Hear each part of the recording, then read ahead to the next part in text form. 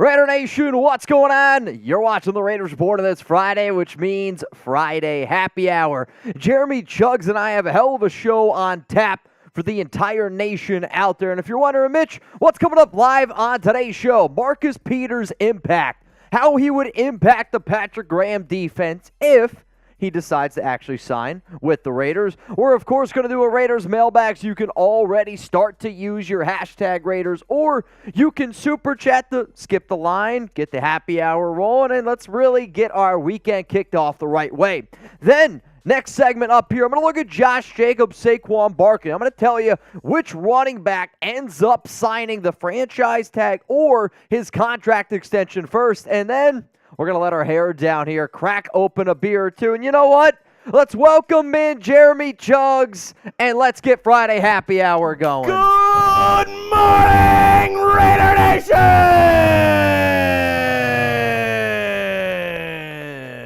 Who's going to tell him? Great movie reference. But unless you're watching in Hawaii, it's the afternoon. Oh! Let's get some chugs flowing down in the chat.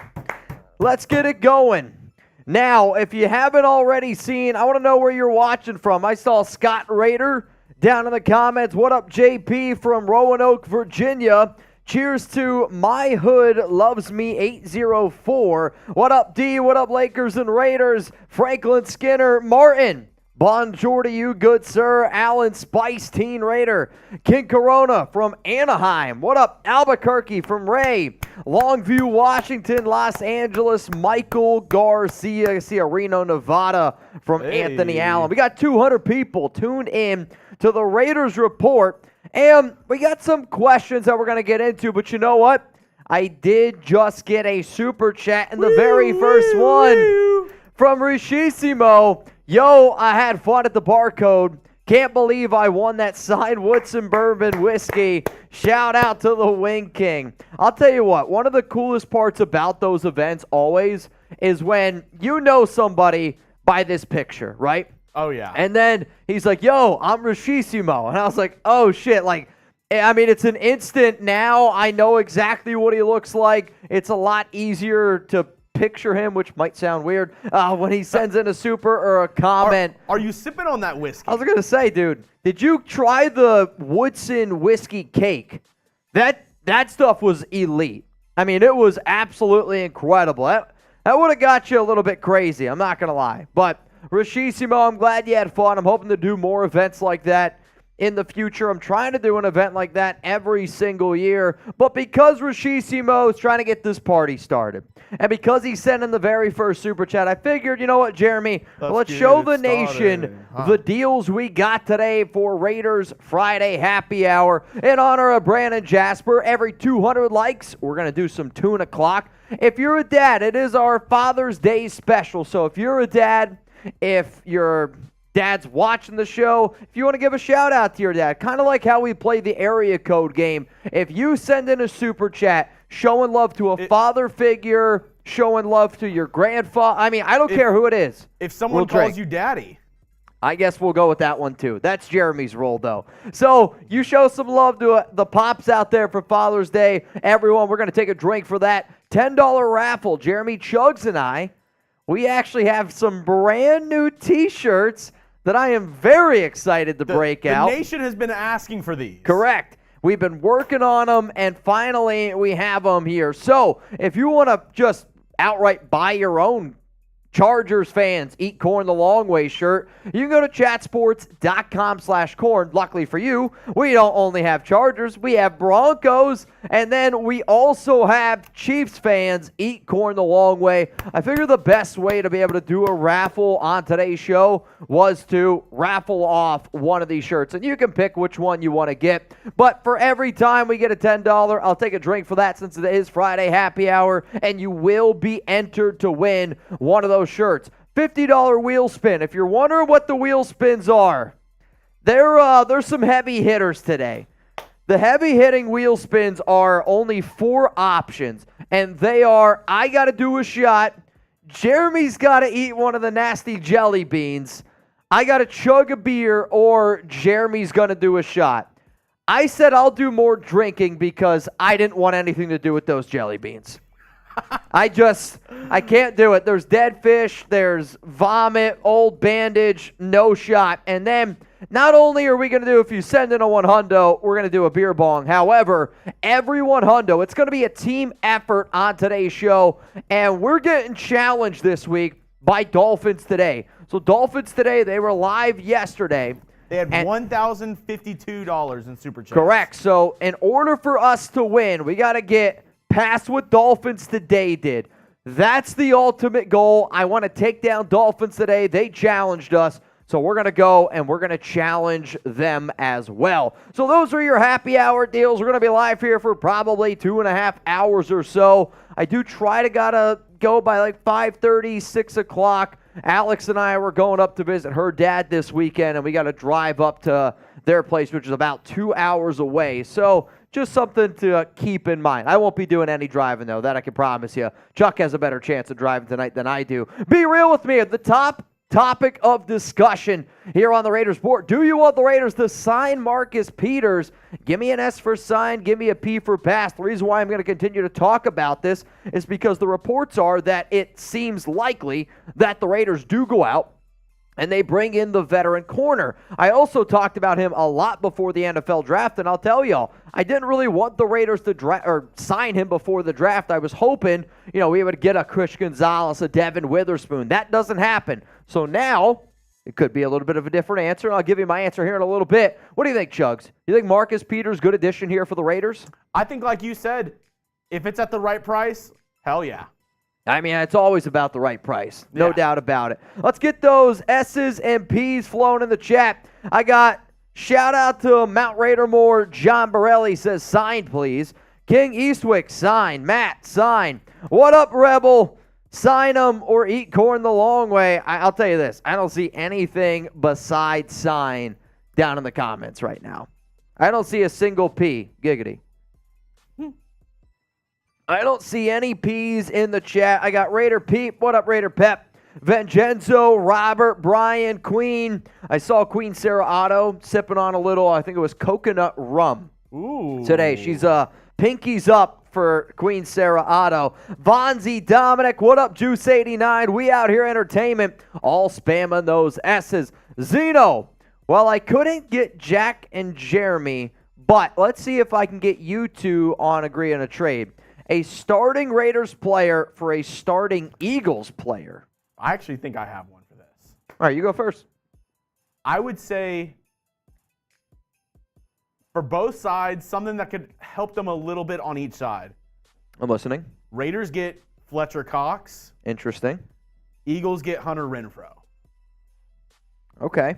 You think that a slot receiver will work out pretty well in Philadelphia? I think so. I mean, you have the two outside guys. You have A.J. Brown. You have Devontae Smith. Having somebody who can work the middle of the field, get open on those little third and Renfrow routes, I think that might help elevate that offense. They just drafted back-to-back years in the first round defensive tackles, Jordan Davis and Jalen Carter. Fletcher Cox getting a little bit older, but on the Raiders roster, he instantly becomes defensive tackle number one, is starting for the Raiders defense, and can make a huge impact year one. Yeah, the trade that I was going to say was also involving Fletcher Cox, but it was also going to be involving a running back. Now, I know that they went out and got DeAndre Swift. However, DeAndre Swift doesn't have the best track record of staying healthy. And the Eagles are definitely going to be a run-first team, and they could be the team that would be a little bit more willing Zamir? To give up. No. Well, then it's for a starter. A starting Raider player for a starting Eagles player. Jacobs. Oh. Yeah. I mean, that would be a deal that it would be better for a one-year plan, and I only do that if the Raiders are like, there's no way in hell we're going to extend Jacobs. Jacobs doesn't want to play underneath the franchise tag, and then the Eagles are like, well, Fletcher Cox is getting up there in age. But player for player would help us with a big-time need. John Borelli, happy Father's Day, y'all. John, happy Father's Day to you. Brian Darr, a special happy Father's Day to you as well. It seems like people did not like my trade. I mean, I don't know. I think that your trade is a lot better for the Raiders than me. Like, that's 100%. They could just be yelling at me. Happy birthday, Mia. I see Mia Says it's her birthday. Happy birthday. What up, Marcus Teal? Sending in a $10. He said he's in. First timer, and you in. You in. We will do the raffle. Bad boys. We will do the raffle at the very end of the show. Ooh. We will do the raffle at the very, very end of today's show. And then, the winner ends up getting a Corn the Long Way shirt. Cheers to you, Marcus Teal. Next up, Kiko. Good afternoon, Raider Nation. You in? This is a double whammy. Happy Father's Day, and can I get a Raiders? For my daughter, Mia, it was her birthday on Monday. That's awesome. Woo! Happy birthday to Mia out there. Happy Father's Day to Raider Kiko. That's an awesome picture you got there. It sounds like, or I guess I should say, it looks like you're going to need a brand new Jacobs jersey. Maybe we can hook you up with one. Who knows? All right, y'all. If Peters signs with the Raiders, who is going to be the team's top cornerback? I figured I would ask this question because I've had enough people ask me, okay? And a lot of people, I still think, will probably say Nate Hobbs. However, I have been doing this show long enough and know that people get excited when a new player signs. And Marcus Peters definitely has a lot of upside. But Hobbs also is coming off a little bit of a down year. Could they be looking at the rookie Jacorian Bennett, maybe a Brandon Faison? Duke Shelley was a top 6 corner according to a lot of metrics at the back half of the season last year. Who do you think, if the Raiders sign Marcus Peters, would be the team's top corner? If you're like, all right, Mitch, I need a little bit of a refresher. Chucks, can you show them the cornerbacks here? Because I see somebody says Epps. Epps is a safety. Now, if I went all defensive backs, that'd be a little bit of a different conversation. But as it stands right now, here are the corners on the Raiders roster. Ivan says Duke Shelley. Y'all just watch. Duke Shelley is hella sneaky. We got Shelley from Vincenzo. Duke coming in from Ian. Hobbs from Husker Raider. Tano Raider says Hobbs. I mean, right now, Peters with that experience could be interesting from Scott Raiders. 73 likes. We are 25 likes away from getting to 100. Friendly reminder, if we get to 200 likes, we're going to get some Mr. Tuna Clock rolling. And you know what? Speaking of Tuna Clock, this one's rolling in from Brandon Jasper. Mitch, can you tell us about locals? If by chance I win the t-shirt, do another drawing, already have it. I don't think you do. You don't. There's a 0% chance that you have this already, Brandon. Brandon, you might have had the other t-shirt. Correct. So, Brandon, we actually just launched some new Corn the Long Way shirts. You can get your Chargers, you can get your Broncos, and you can get your Chiefs fans Eat Corn the Long Way shirt. And if you want all three, go to chatsports.com/corn. So, we upgraded. I know a lot of people like the McDaniel. Some people didn't like the McDaniel shirt. So, I figured, you know what? We'll go a little bit different here. But Brandon Jasper. But you in, Brandon. In. Yeah, Brandon said, oh, that's lit. Yeah, we got it. You in. I figured during game days, it'd be a really fun shirt to wear, like when the Raiders play Denver week 1, when the Raiders go up against the Chargers, when the Raiders go up against the Chiefs. Yeah, I almost want to see what it looks like if you're rocking one of these bad boys, like out in the street. Like, if I read somebody's shirt, I would definitely laugh at that. Oh, yeah. Like, I picture the Bloomsburg Fair, which is like a little bit smaller than the Texas Fair, but it's a really big deal up north, especially near my hometown.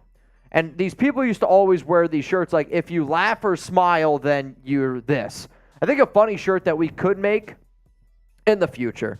If you laugh, you eat corn the long way. Or if this shirt makes you smile, you eat corn the long way. It just sounds like a shirt that you would get at a Buc-ee's or a shirt that you would get at the Bloomsburg Fair. But Brandon Jasper, he already knows about locals, and if y'all don't, we go live at least twice a week over there, Monday and Wednesday. On top of that, extra content, personal interaction. A lot of the diehard Raider fans are over there. All right, y'all, we got 255 people watching, 93 likes. My next question here on the Raiders Report, and we're getting ready to get into the main segment today around Marcus Peters.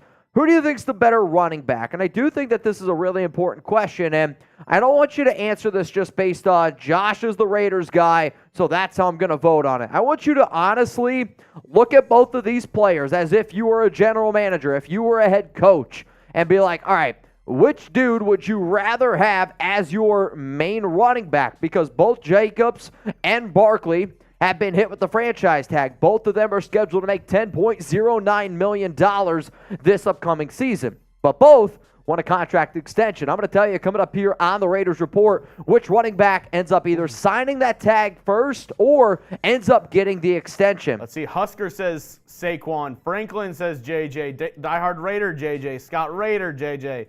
Vincenzo. We out here. Dominic. Big Z. Ladart It's Swan. definitely close.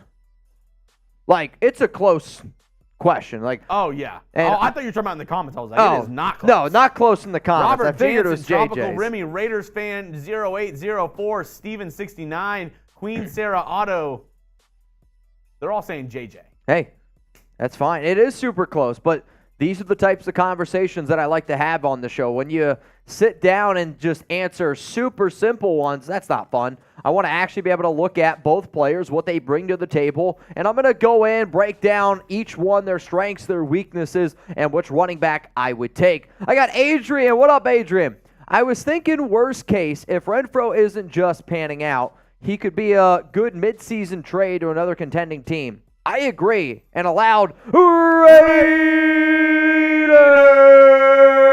I will admit, if Hunter Renfrow is not quite panning out, I could make the argument, and I will make the argument, that Renfrow's trade value, the closer it gets to the NFL trade deadline around November 1st, will have more value because there will be a team in contention. And I'm sure there's also going to be an injury to a slot receiver just because the way the NFL works. Rashid Shaheed. That a team that would be willing to give up more for Renfrow compared to now where his trade value is not nearly as high. You trade Renfrow, now you're getting a day 3 pick. I'm saying 5th rounder. During the NFL trade deadline, you might get a 4th.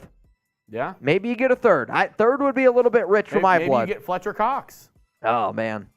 Fletcher Cox filling up the black hole. I'm in it. Dude, Cox would fit right into the black hole. I mean, there are some people that would say he's a better nose, but I know this. He's definitely a DT, and he is going to F it up for the Raiders. Oh, yeah. I mean, like, once he gets down in between the trenches, he does all the dirty work.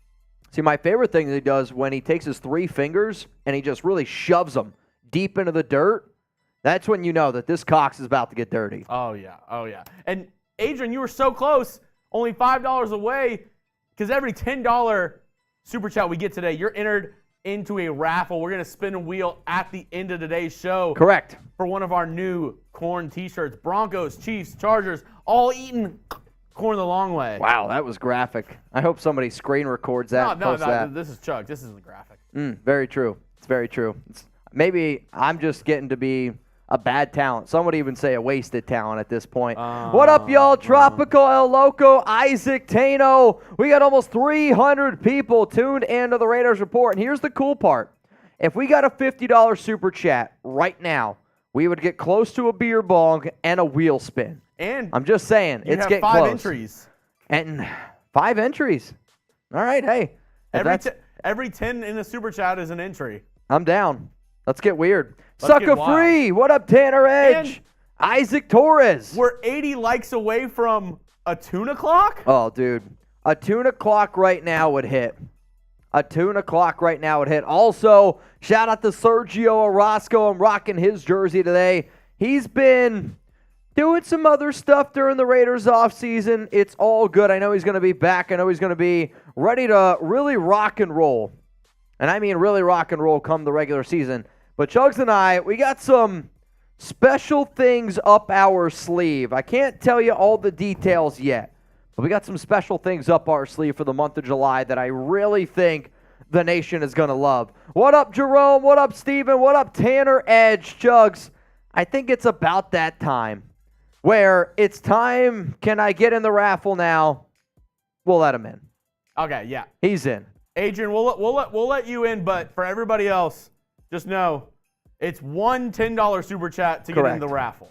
Correctamundo. But Adrian, you in. You in now. For the raffle, also, $50 super chat is an automatic beer bong from me. And the way that Friday happy hour needs to work is if I'm drinking and Chugs are drinking, we're a family at the end of the day, trying to get the weekend going in the right direction. Happy dad. That's true. I said only happy dads today. Well, we might run out of happy dads. So if I got to drink some other beers for a boot or two, we can end up getting that going as well. But a 50, you spin the wheel, and it ends up being a beer bong. That's right now the deal here on the Raiders Report. But Chugs, that sounds weird. Butt chugs. Butt chugs. That just, I mean, Chugs and I the other day, we were talking about like funny shirts ideas that we could make. Maybe that could be one. Butt chugs. No? Jeremy doesn't like it. I can see it in his face. He's like, I'm not into it, man. If other people want to wear it, then I'm down. I wouldn't. You wouldn't wear a butt chug shirt. No. It's just like with a picture of your face. No? No. All right, fair enough. Fair enough. Lord Buddy Bear. Shout out to my pops, Bob Hudson, Houston. He won't see this. He's on his way to Alaska, but happy Father's Day anyway. Hey, even if he doesn't see it, that's what I wanted to do on today's show. You want to give a shout out to Pops? If you're a dad watching and you want to pat yourself on the back, shit, let's go for it. To Bob. To Bob. Bob Houston in Alaska. Alaska's a scary place for me. I don't know. I don't like bears, for one. Not a big fan of bears. Now, going fishing up in Alaska would be fun. Yeah. What do you do in Alaska? Well, you know where the bears are. They're where the fish are. Sure. That's probably even worse then. All right, I'm going to take a fishing rod out, and then I'm going to run into a grizzly. I mean, that would just... A Kodak? No, I'm good. The only Kodak I want to mess around with is for pictures. Coming up live here on the Raiders Report, Marcus Peters' impact if he ends up signing with the Las Vegas Raiders. Then we're going to get into a mailbag, so you can use those hashtag Raiders or Super Chat. Skip the line, and hey, you can hop on the show. Josh Jacobs versus Saquon Barkley. We're going to get into this debate. Which running back is going to end up signing first, and which running back is the better overall? And then it's going to be Raiders Friday happy hour. All I saw was Sarah Otto said, I heard that they pay you to live there. Maybe. If that's the case, we're taking the Raiders Report to Alaska. A live Alaskan showdown. $100 super chats, and Jeremy's going to go out into a stream naked and grab a salmon. Raider Nation.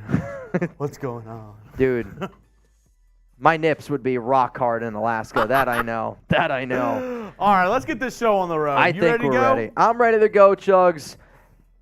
Here we go. Coming up right now, Marcus Peters, the impact he would have on the Raiders if he did end up signing. Coming up right now.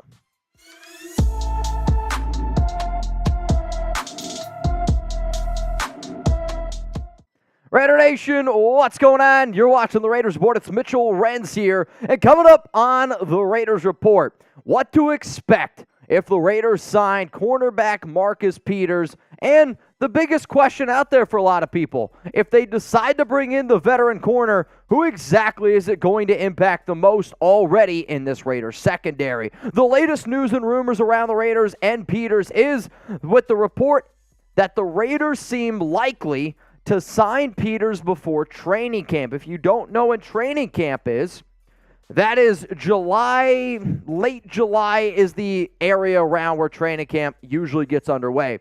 The two sides have remained in contact since his meeting back on May 15th.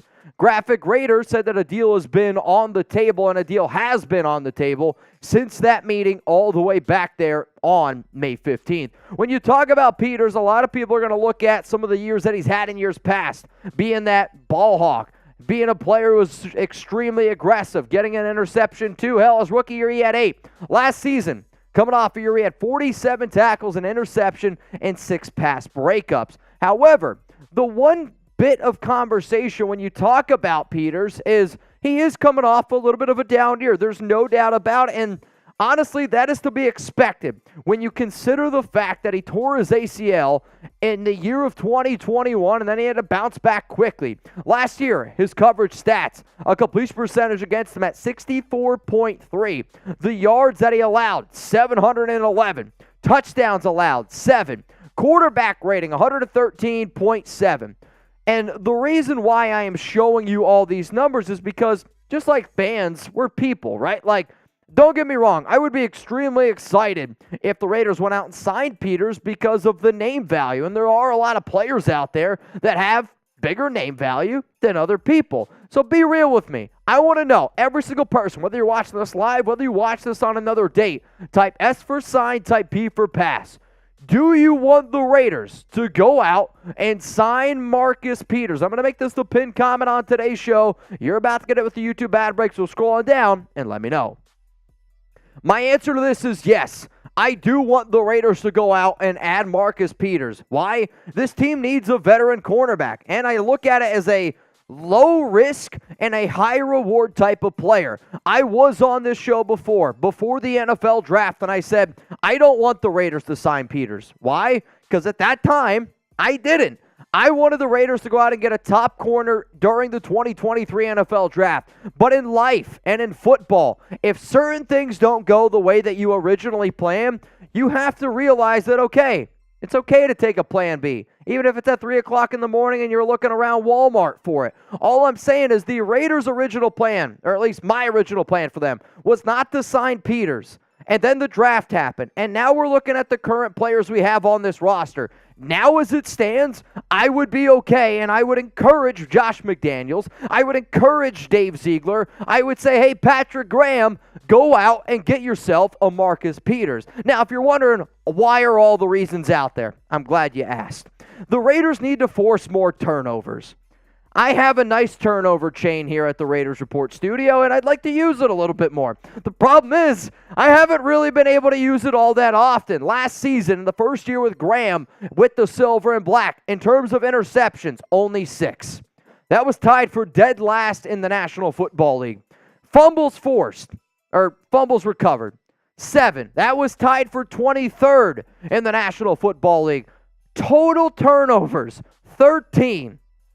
13 turnovers is dead last in the NFL. Marcus Peters is going to help make sure that your defense forces more turnovers. Last season, he had 1 interception. Okay. 2020, 4 INTs. 2019, 5, 3, 5, 6, 8. Peters is a very aggressive player. Don't get me wrong. He's going to bite on a route and he's going to get burnt, but that's part of the game. I need somebody that's got swagger. I need somebody that's not afraid to try to make a play. And Peters is going to help you do that. I mean, look at even the forced fumbles. He might have lost a step or two in his coverage game, no doubt. But when a player catches the football, one of his best moves that he does now is punching it out. And it reminds me a lot of like old school Ed Reed, where players would just be running down the sidelines. Ed Reed, smart player, and punches the football out. The Raiders need more style of those type of dudes. I mean, I remember the interview recently with Brandon Faison. He was talking about one of the things that they're really coaching them up on this year is taking advantage of opportunities and forcing more turnovers. Marcus Peters can definitely help you do that. Let's go to the next reason here why the Raiders should go out and sign Peters. He's not going to cost much. I said low risk, high reward. Why? Because if you're not paying a player a lot of money, there's really not a lot of risk in that. And then one of the biggest reasons why I believe that it's not going to cost a lot is because Peters has to look at himself in the mirror and be like, yeah, I'm probably coming off my worst year that I've ever had. And I would say that he is coming off the worst season that he's ever had. Career worst year in passer rating allowed, plus he's missed 21 games the last 2 years. So if I'm Peters and I'm like, all right, I'm not really the commodity that I once was. Why not go to a state like Las Vegas where there's no tax? Because the money he makes in Vegas compared to the money he would make in a state like New York, California, night difference. On top of that, he'd be able to play for his favorite team when he was growing up. Maybe he'd be willing to take a little bit less money. So to me, I'm not going to offer him anything over $4 million. If Rocky Sin is out there getting $6 million, I'm going to say, all right, this is your market. If they want to do something with a little bit more incentives, cool, I'm about it. If he goes out there, balls out, helps the Raiders get to the playoffs, I don't care what type of money he gets. I don't. If he is that dude, sure, go pay him. But as it stands right now, $4 million is all I am willing to go when it comes to Marcus Peters. I do know this. If the Raiders sign Peters, we're going to be live here on the Raiders Report. I really hope it's not this weekend because I'm going to be with Alex's family out at their lake house, and I'll still go live, but Chuck's going to be sitting next to me. I hope when he does end up signing, if he ends up signing, it's during the middle of the week. That way Jeremy and I can go wild. I don't want you to miss the show no matter what, though. Turn on those notifications. Make sure you're subscribed. And I want to give a shout out to some of the new subs here in the month of June. Not Easy, Secret Agent Man, Raylan, Robert H., Matthew, you guys hit that subscribe button. Now, if you could do me a big favor, homework assignment. I know, Mitch, homework on the Raiders Report. Take that link that you see below, send it to some Raider fans, and get them to subscribe as well. Let's continue to grow this family here. The next reason why the Raiders should sign Peters, he fits in the Patrick Graham system. Like, we could talk about certain dudes all we want. You could talk about certain talented players, offense and on the defensive side of the football. But if they don't fit the scheme, it doesn't really matter. Peters is going to fit with Graham because they will run. I've said it 100, maybe even 300 times this year. They're going to run press man. And that's when Peters is at his best. So think about all the numbers that I've already shown you about him coming off his worst year. The Baltimore Ravens, plain and simple, didn't use him in the right way. When he was in zone coverage, he was really bad. Like, one of the worst zone coverage corners in the league. However, when you look at his man coverage numbers, he was targeted 28 times. He allowed 12 completions for 183 yards. He had 2 PBUs and a quarterback rating of 81.2. So, the fact that those are the numbers impress, man. The fact that he's been an aggressive corner his entire career. The fact that he's not afraid to get up into your face. The fact that he's a veteran. All of those reasons are why he's going to fit well with the Patrick Graham system. And then the last and always my favorite reason. The guy wants to be a Raider. Like, you know, I know how proud of this organization we are. I know how much we love this team. But the Raiders have not had a lot of success in recent years. That's just saying truth, saying facts.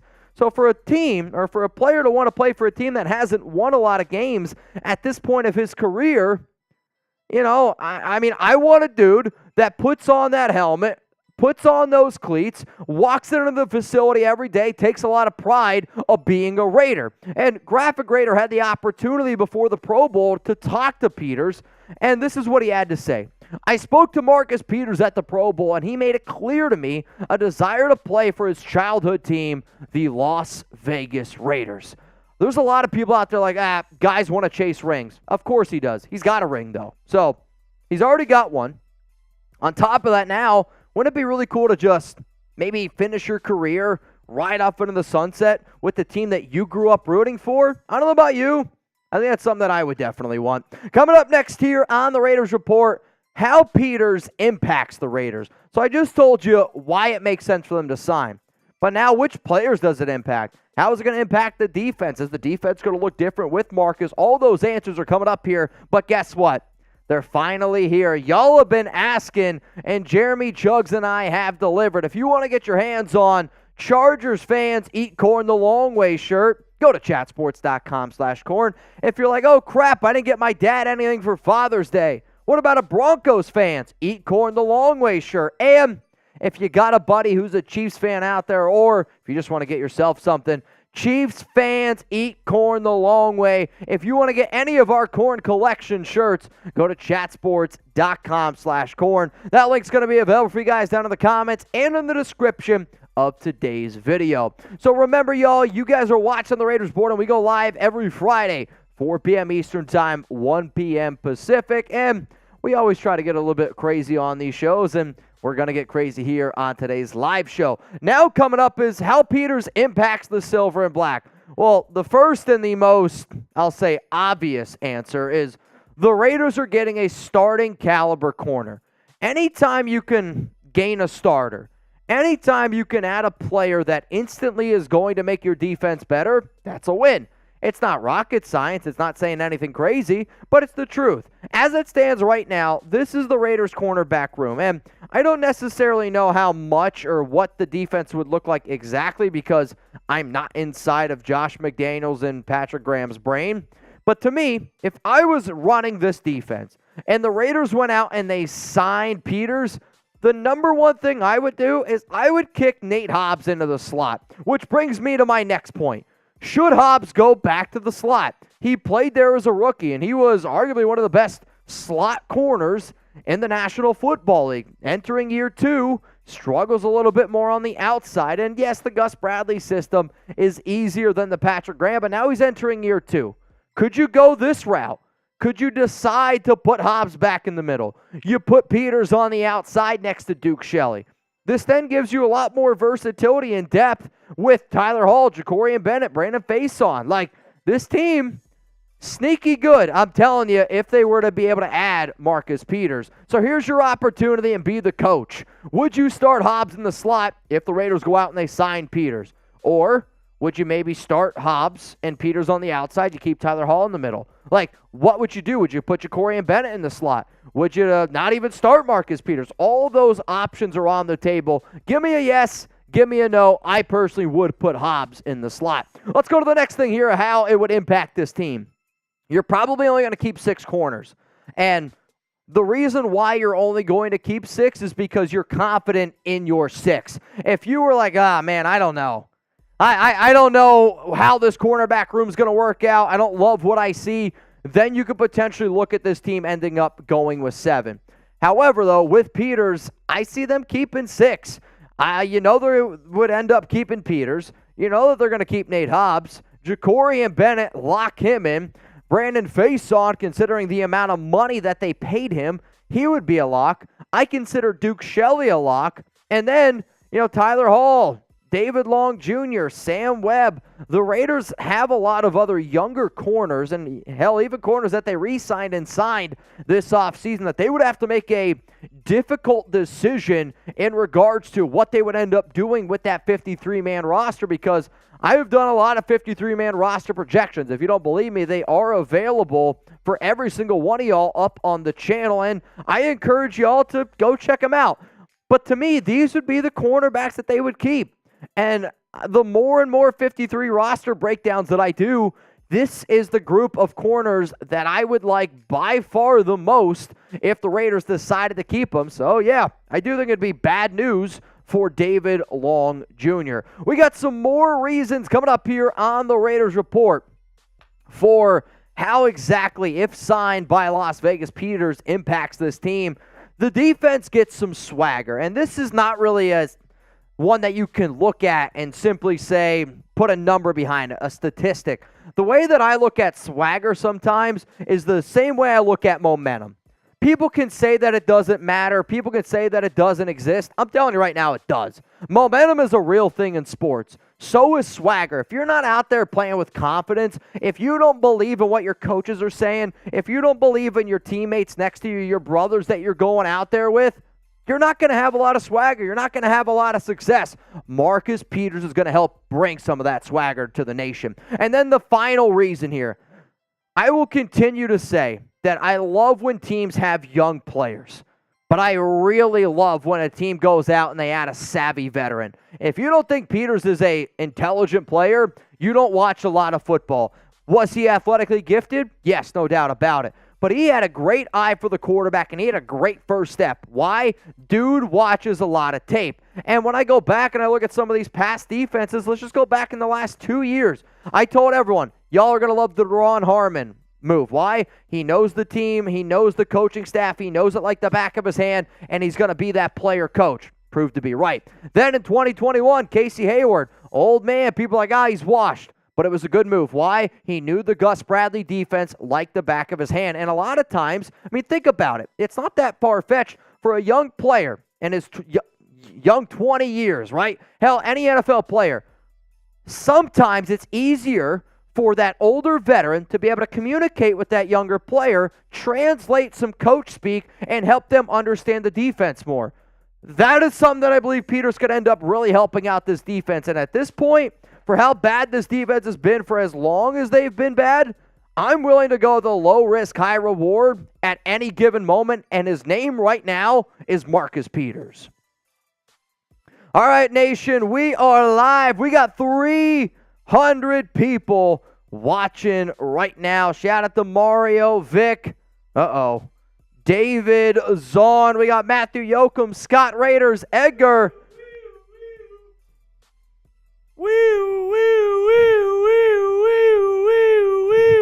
Again, unbelievable.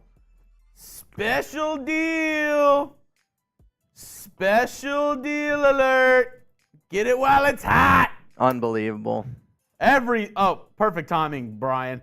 Every super chat in the next 60 seconds, Mitch has to take a drink. Let's go. And Brian Darr, you in. You in the raffle. Every $10, you're entered into our We are 30 raffle. away from a beer bong. If somebody sent in a 50 right now, it'd be a wheel spin and a beer bong. That's the deal. Brandon, Nation, hit that like button. A tuna clock going. I think we are all thirsty. I know I am. We are, oh man, Zahn, that scares me a little Brian bit. Darr, you in. $10. 35 likes away from a tuna clock. Hey, don't be sorry. You're drinking with me. David Zahn. Mount Raidermore in the building. Oh, man. It is getting hot here. Mario. Cheers to you, my good sir. Coming up next here on the Raiders Report, we got a mailbag. You can use hashtag Raiders or super chat, skip the line, get those questions and comments on the show. But cheers to everyone out there tuned in. Mario, it's all good, my man. Oh. I already got one down. David's on. It won't let me. What does that mean? It won't let me what? That's a drink. It won't let me what? It won't let him. It won't let me. Everybody spam David Zahn. Let's get some Zahns flowing in the chat. Let's get some long Zahns. Today's a really important day. Oh, cheers. It's National Fudge Day. National Fudge Day. National Fudge Day. Yikes. So my first question is, do you like fudge? And if so, what flavor of fudge are you going for? Oh, man. So you and I were talking about fudge before the show started. Oh!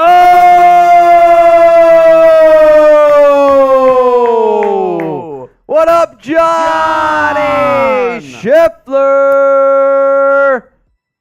Baby bong. Here we go. So, baby bang. What did I say? Oh, man. Dude, I'll tell you what. Reading today, not my strong suit. So every $50 super chat we get, okay, every 50 we get, we got to spin the wheel. And you might want to check your phone while I spin this. Yeah, so here's the thing. Zahn just sent in a $30 Venmo, okay? That equals a beer bong. Now, I got to do another. Oh, well, shit. The first one, actually, I think you need to message somebody. Who? Somebody's special birthday. Oh, my Lord, I had to burp so bad. Birthday today. What do you mean now? You're losing me. Somebody in the office. Literally talked with them right before we went live. Oh, yeah. Yeah. All right, we go get him. Or we can save him for the end. It's up to you. Yeah, I want to save him. I feel all right now. I'm feeling frisky. Mr. Zahn, you're welcome. Also, I got a special deal and for Mr. Scheffler. David Zahn, John Scheffler, you're both entered in our Corn the Long Way raffle. Correct. Mr. Zahn. Scheffler, I got a deal for you, Mr. Scheffler. $100 super chat right now from Johnny Chefs, okay? Is a beer bong, and I'm going to go grab the Scheffler jersey, and I'm going to rock it for our mailbag. What do you think, Chef? Uh-oh. Patrick B. is also in the chat. Okay!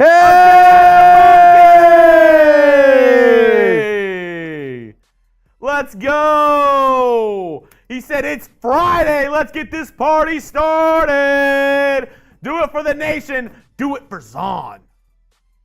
All right. You know what that means? Every 50, we're spinning the wheel. This wheel could get dangerous. This wheel could get dangerous. But you know what? I'm ready. I'm ready to let my hair down a little bit. What? I'm just getting effed right now. No, wait, that's the wrong one. I am getting effed right now. This is great. Chugs is just like, you know what? I'm as happy as I could be. A cat, a monkey. You're also entered in the raffle. You in. You in. Yes, it is the Wheel of Doom. Hey, how are you? What does that mean? Oh, yeah. Could you get Mitch his own fireball? He has to take a shot as well. I have fireball. Oh, you do? Yeah, I got fireball. I'll tell you this. It's hot in here. How much for a Marshy beer shot fun? Ooh, a little Marshy beer shot fun race. What do they usually go for on here? We do a Friday special. Do a little Friday Marsh happy hour. Keep it fair. All right, that's fair. Let's do it for Marsh because he's doing this on a different show.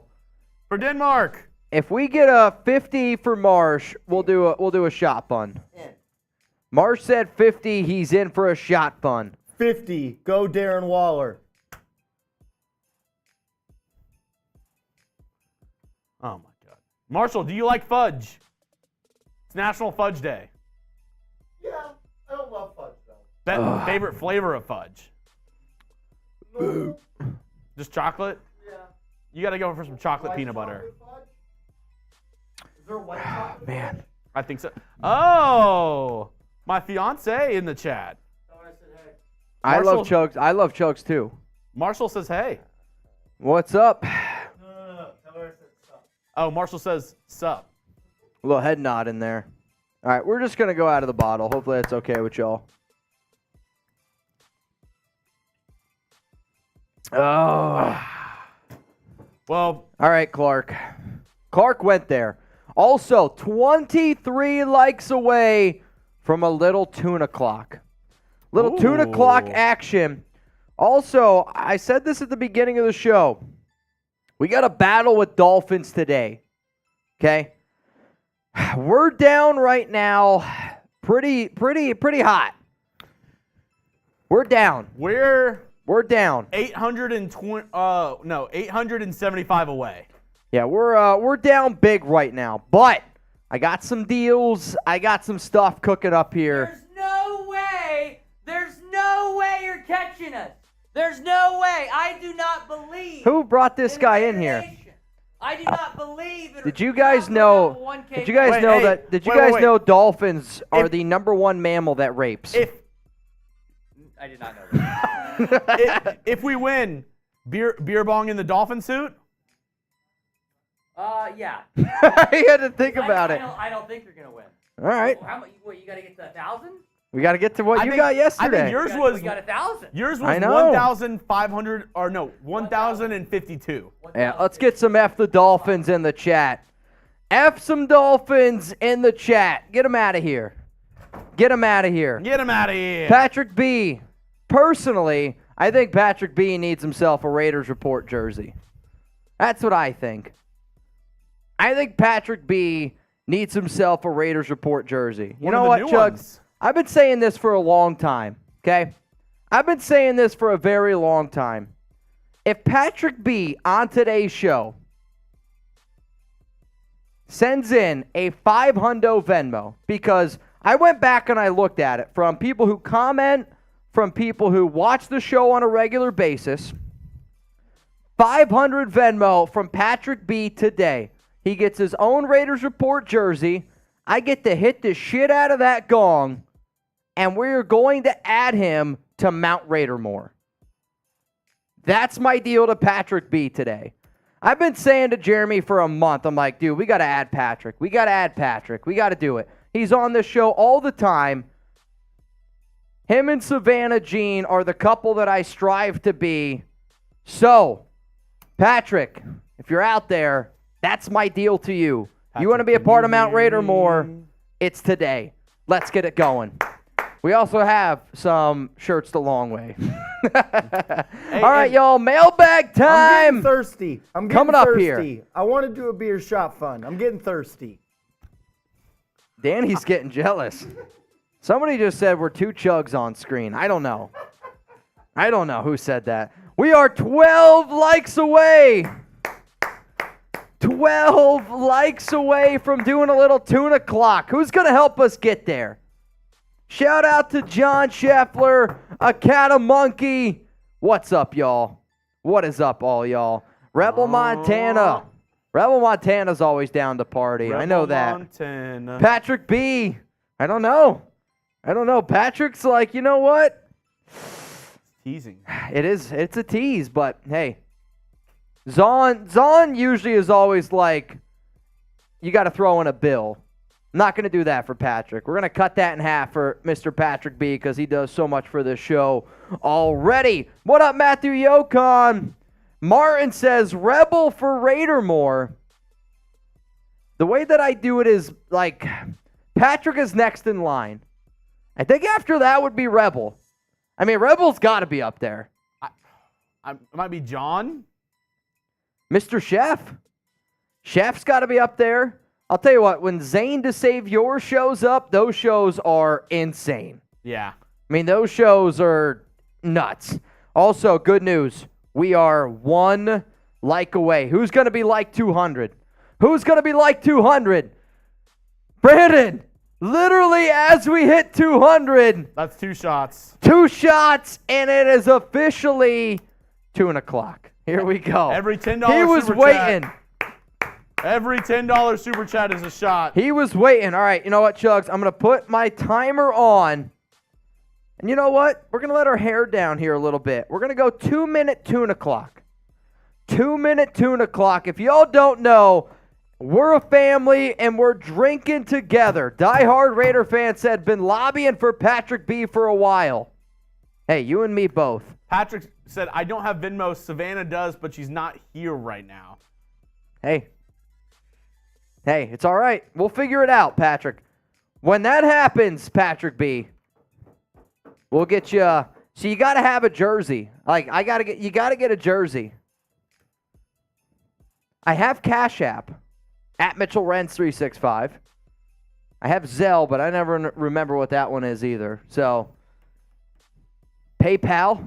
Zelle, you'd have to hit me up so I can give you Mitch's Zelle account. Cheers from Big Rock. Also, since this week or Sunday is Father's Day, if you want to give a shout out to your dad, don't be afraid to. And if you do, we'll drink up. Cheers to Big Rock. Patrick says it will happen. It might not just be today. Brandon Jasper says Patrick B deserves it. Every $10 super chat, we're doing a shot of Fireball.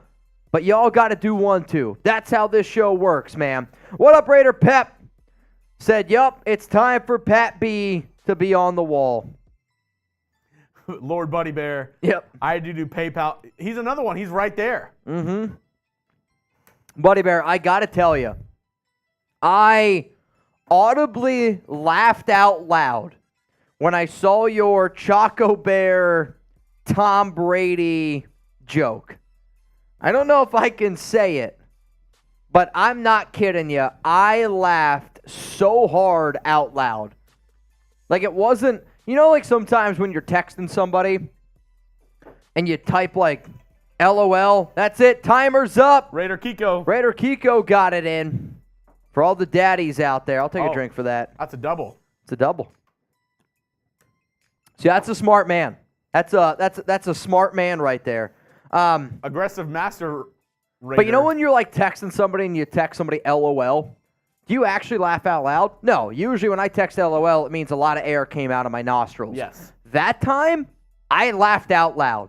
If you guys haven't seen it. Aggressive master Raider. My vibrator inspired my name. Here's the hymn. Yep, Buddy Bear just put it in the chat. If you guys don't laugh at that, you probably eat corn the long way.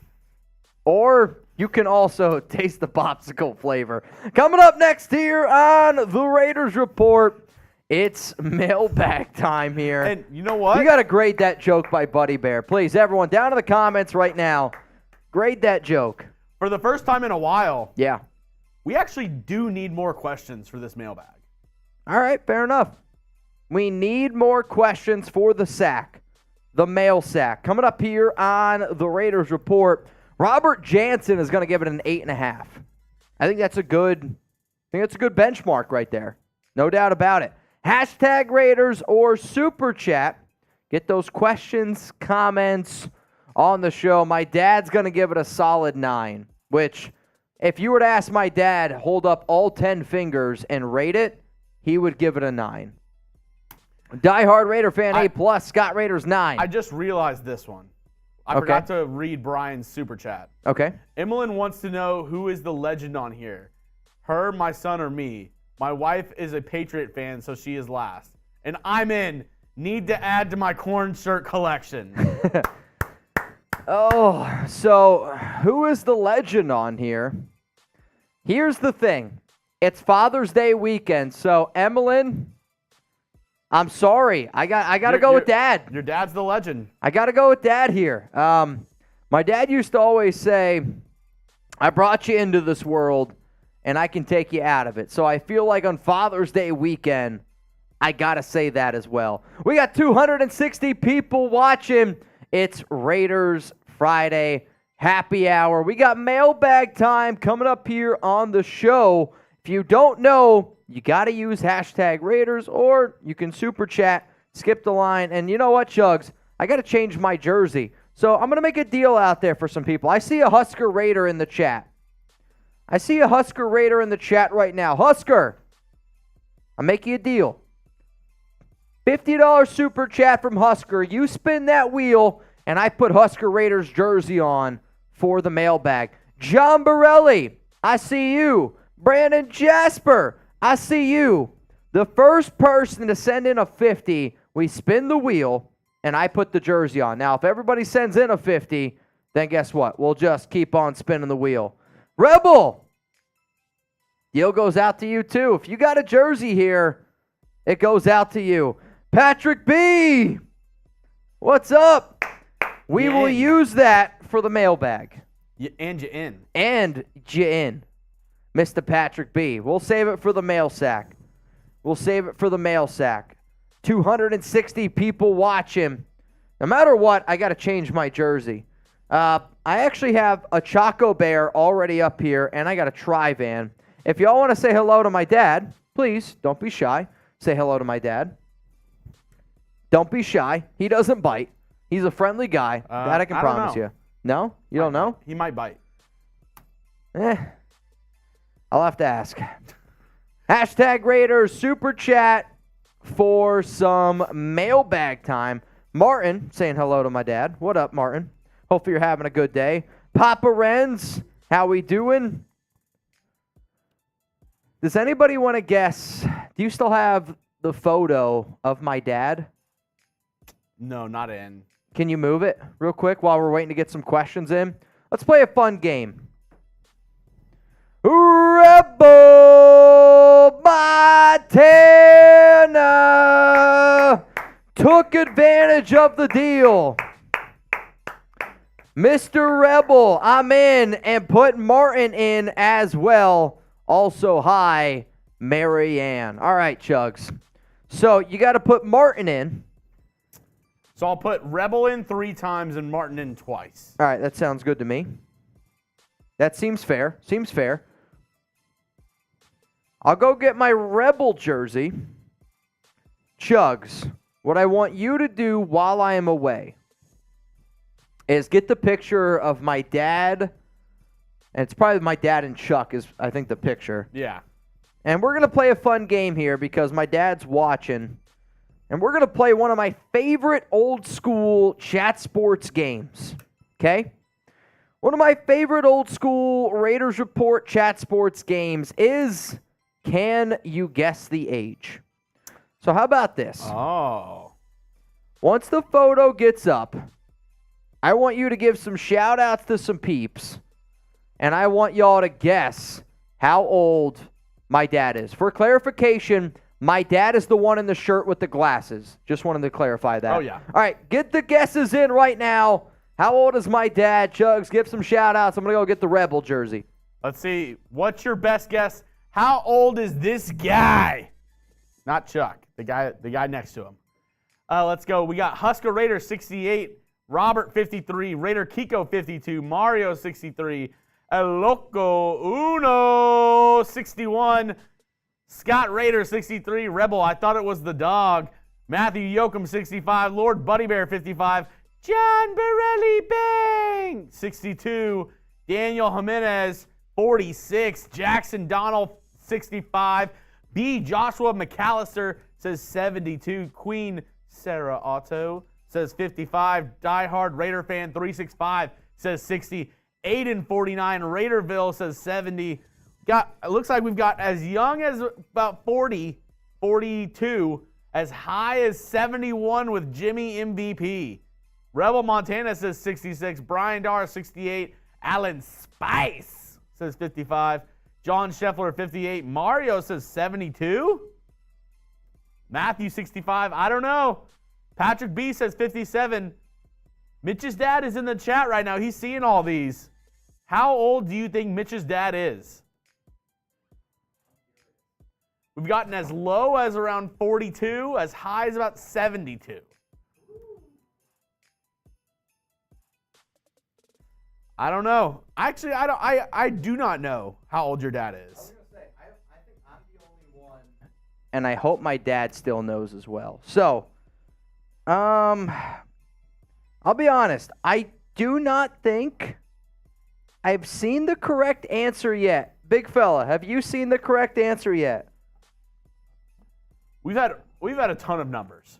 Yeah, I don't think I've seen it yet. Really? 75, 64, 61, 59, 58, 57, 66, 55, 50, 49, 46, 62, 61, 63, 52, Jimmy's like, I don't 53. care about the old man. How old's the dog? Chuck is 2.5 years old. Papa Renz looks like the lost Baldwin brother. That's funny. All right, Dad, if you want to put down in the chat how old you are, there you go. He said he's seen it several times. I've seen it now. I now have seen it. However, I can see clearly now. Dad, if you want to put it in the chat, you can go for it. The rain is gone. If you want me to say it, I'll say it. I can see all the obstacles in my way. We got 211 people tuned in right now. A Catamonkey says 73 years young. I can see clearly Mario, don't now reveal the it. rain is gone. Oh, dude, Chuck is It's gonna be a bright, Chuck's my guy, man. There it is. sunshiny day. There it is. 63 years young. 1959. 1959. Wow. 1959. I remember when cabbage was a nickel. My dad was a big I walked to school uphill both ways guy. He was he was big on that. If you guessed anything over the age of 63, you eat corn the long way. Coming up here on There's people thinking he was in his 40s. Hell yeah. I was like, damn. I'll tell you what. I was like, damn, he had Mitch whenever he was 10. Yeah. He was getting it in early. Some people go to 5th grade math. No, not Richie. Little League baseball. No. He was going to 5th grade anatomy. Yeah, he was trying to hit homers in more ways than one in 5th grade. Little League wasn't for him. All right, y'all. # Raiders or Super Chat. Twice a day. I don't know what that means. Get those questions in. Oh,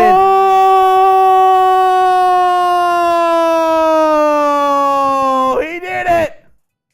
He knows the deal. Rebel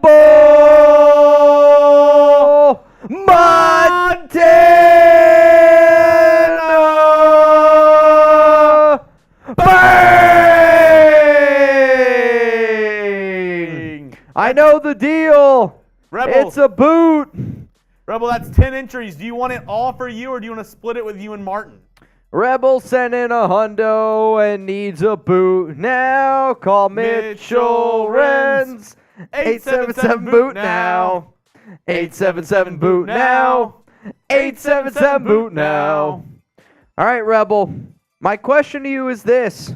Do you want beer or Happy Dads? Also, for your 10 entries into the raffle, do you want to split it with you and Martin? Or do you want to keep, you already gave Martin some free raffle tickets. Do you want to keep these 10? I need to know so I can put them down. Alan Spice. Yeah, that was how my dad usually said it. What he said right there is exactly what my dad used to say. I walked to school barefoot through glass uphill both ways. In the snow in 90 degrees in June. That's old school Richie right there. All right, you be on the lookout. I'll be on the lookout for that. Shout out to Rebel Montana. Really trying to turn up today, trying to get this show all sorts of crazy. I mean, all sorts of crazy. I'll also say we got a whole nother show after this. So if you want 2 chugs, can you just go fill up the boot with beer? That way we have enough Happy Dads for the rest of the show. All right, Rebel, I got you. So Chugs wants to know, Rebel, how you're going to split up the tickets. How you going to get it going? So basically, every time somebody sends in a 10 or above today, you get a certain amount of raffle tickets in our giveaway, which is going to be a Who Eats Corn the Long Way shirt. So right now we got 225 people watching and exactly 225 likes. It's a good number, man. It's been a hell of a show. We still got 2 whole segments left here on Raiders Friday Happy Hour. And I don't know about y'all. This has been a hell of a start. This has been one hell of a start today. Huge shout out to a bunch of the legends right now in the chat. We got Rebel Montana, today's MVP. We got Lord Buddy Bear. What up, Buddy Bear? Patrick B. Aggressive Master Raider. Raider Kiko. What up, Big Rock? Brandon Jasper. Akata Monkey. Jesus. John Scheffler. David Zahn. I love it. I love it. All right. Here we go. Here we go. 2:30. I got to go do a boot now. This is going to be something else. This is going to be something. Oh, man. Get some more drinking going from Queen Sarah Otto. All right, the Queen wants some more drinks flowing. She wants some more drinks flowing. I don't know. I haven't. Well, sorry, Rebel. 4 entries for Marianne, 2 for Rebel, 4 for Martin. That's a good split up right there. He's right. I know Rebel, if he's on a roulette table, he's like, all right, I'm gonna put 4 on black.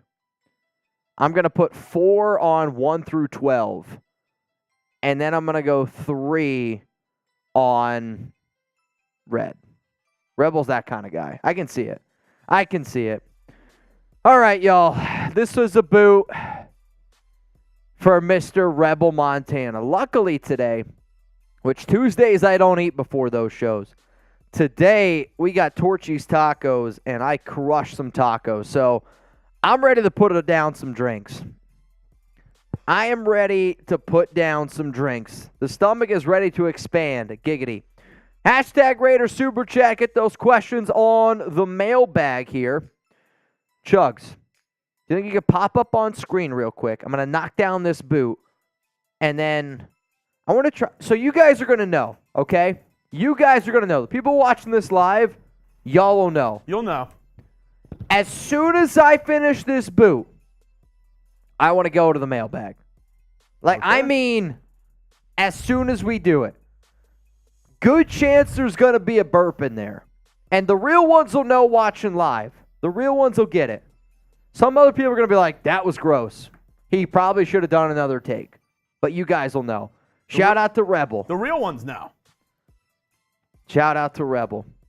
If y'all don't spam Rebel right now, you know what? Let's go. Let's get some rebels in the chat. Give some shout outs to He people can do it in showing 10 love. seconds. Let's go. 10 seconds. Mitch. Let's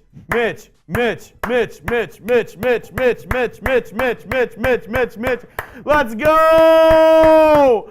You got this, Mitch. You got this, Mitch. You can do it.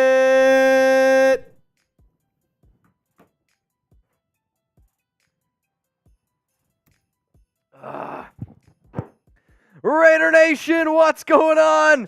You're watching the Raiders Report, and I want every single person watching right now, spam Rebel Montana for being one of the MVPs in the month of June.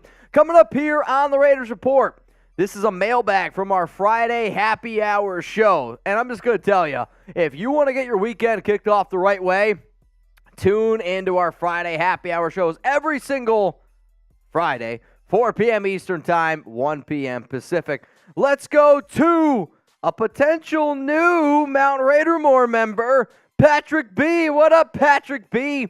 It seems we finally had a good draft for the first time in forever. I know they need to hit the field, but it was a smart draft by Dave Ziegler. Predictions for the O and D standout rookies. First off, the first standout rookie on the defensive side of the football is going to be Tyree Wilson. There were a lot of NFL GMs, a lot of coaches that had Tyree Wilson graded out as the number one defensive player on their big boards. There were multiple because of his length, because of his athletic ability, his versatility. The amount of strength and power that he has, he's going to be able to line up in front of the center. He's going to be able to line up right next to the defensive tackles. And then you can also split him out super, super wide.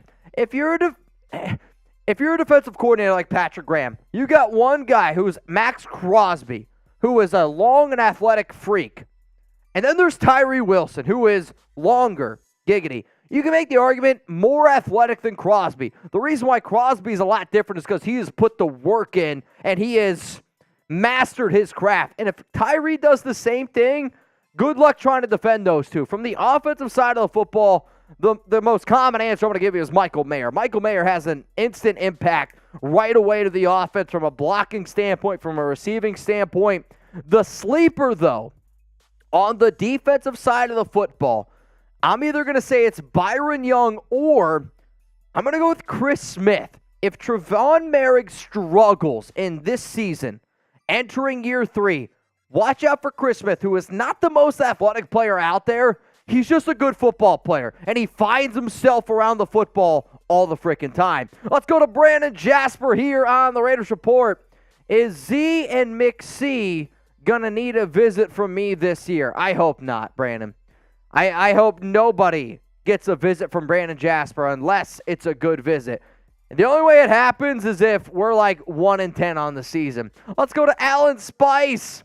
Any Raiders that you don't want to make the team, bring the team down. I mean, to be 100% honest with y'all, I've talked to a lot of Raiders players in that locker room, and from a people don't like people standpoint, I don't really get that vibe. There's definitely dudes on the roster that are, hey, I wish you would work a little bit harder. And that's like in anything, right? We all have good friends out there, whether we played sports in college, high school, hell, your work colleagues. You could be great friends with them.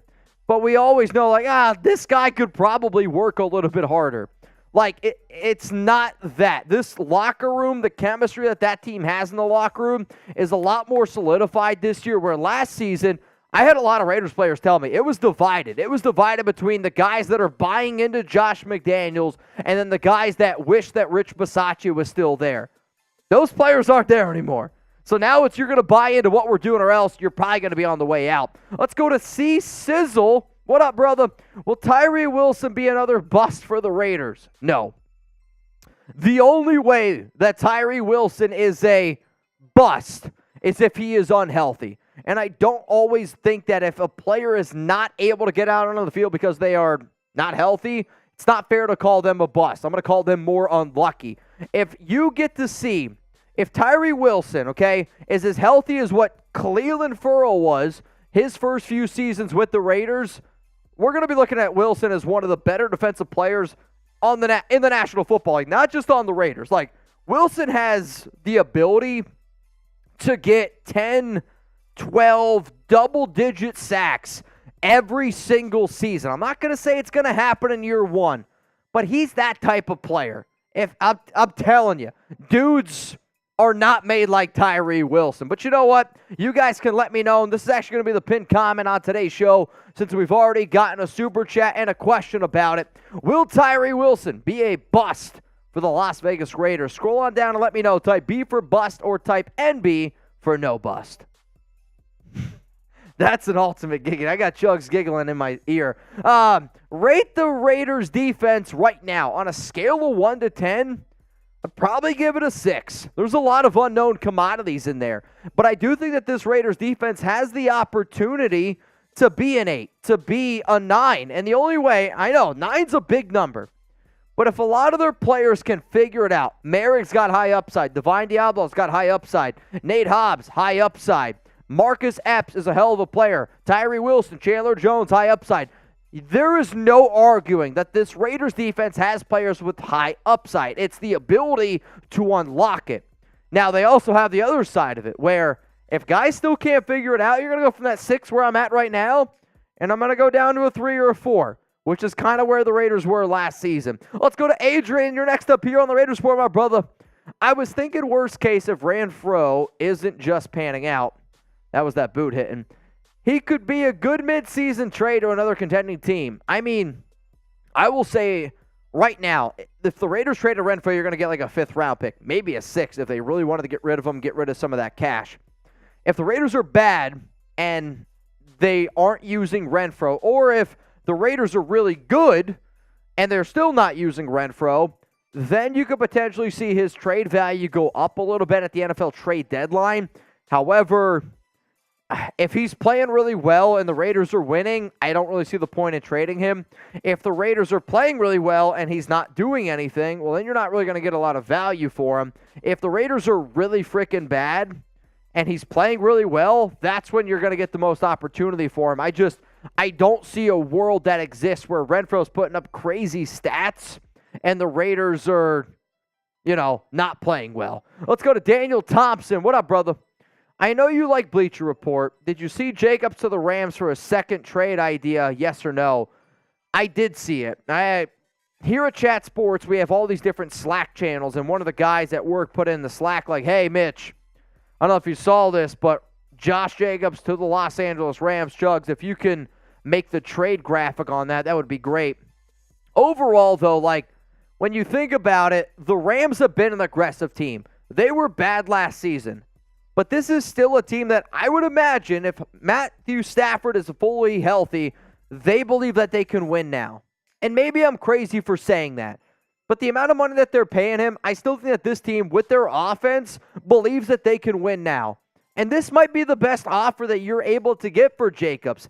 I will admit the only way that this ends up going down is if it's like Josh says, hey, I want to be the highest paid running back in the National Football League. I want over $16 million. Josh McDaniels, Dave Ziegler are like, that's just not going to happen. Jacob says, F y'all, I want to be traded.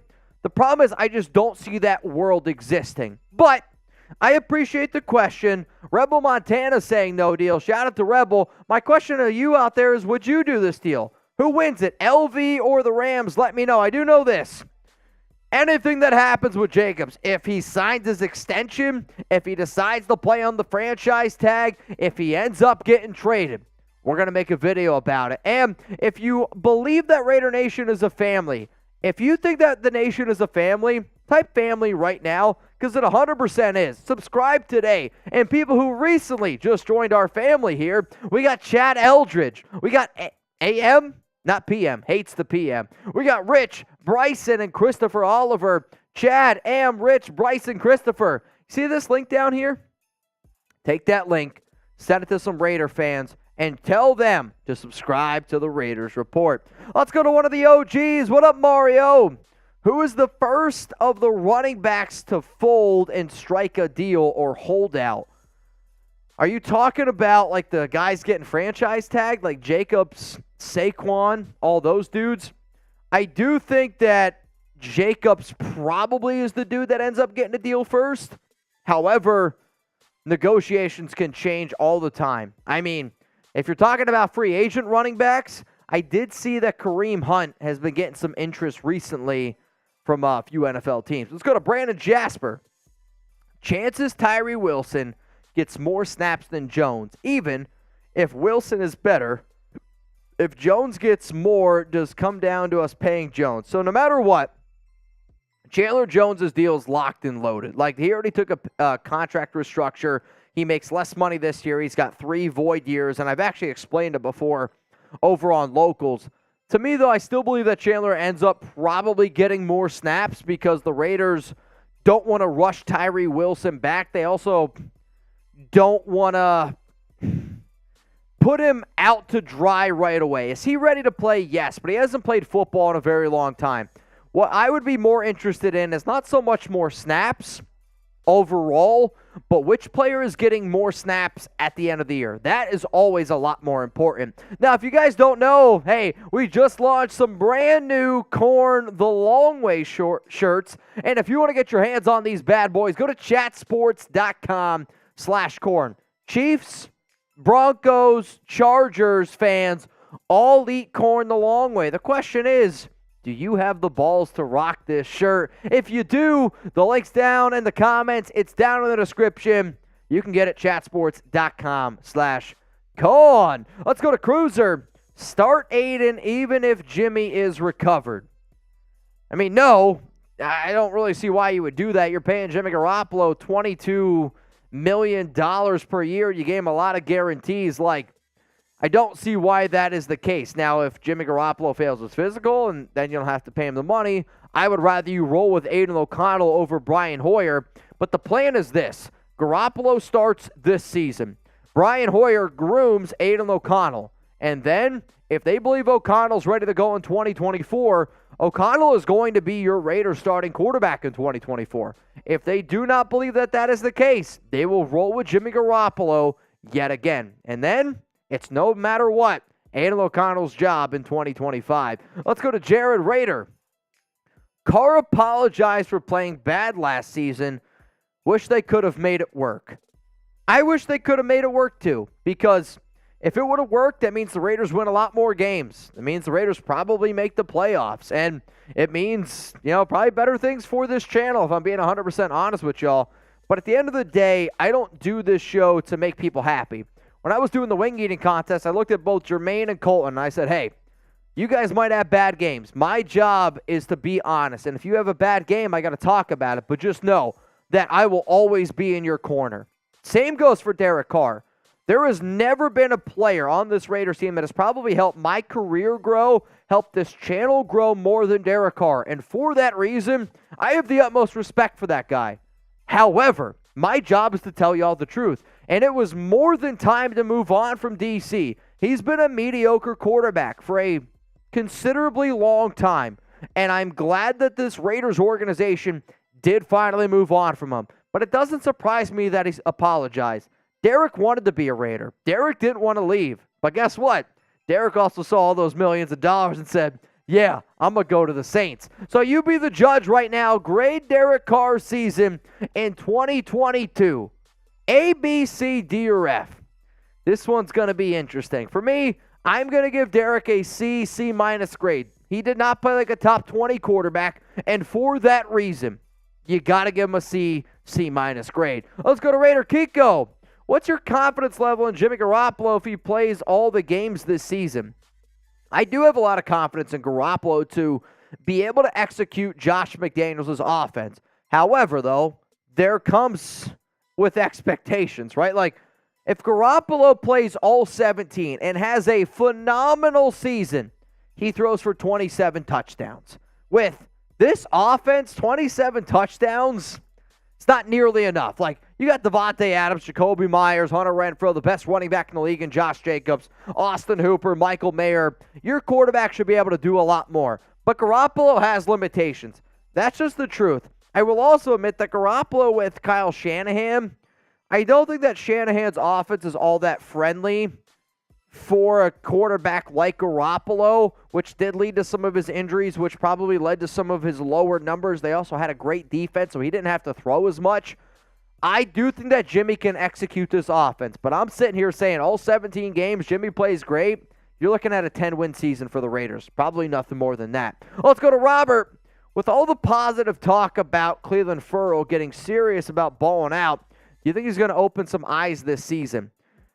So, open some eyes? Probably not. Be better than what's expected? Yeah, I think what Cleveland Ferrell is going to do is exactly what Arden Key did, where he's not going to light the world on fire, but he's probably going to be better in another system. I mean, from what it sounds like, he's having himself a hell of a camp. And if he can get 4 or 5 sacks, that's great for him. Remember the year Solomon Thomas had with the Raiders back in 2021?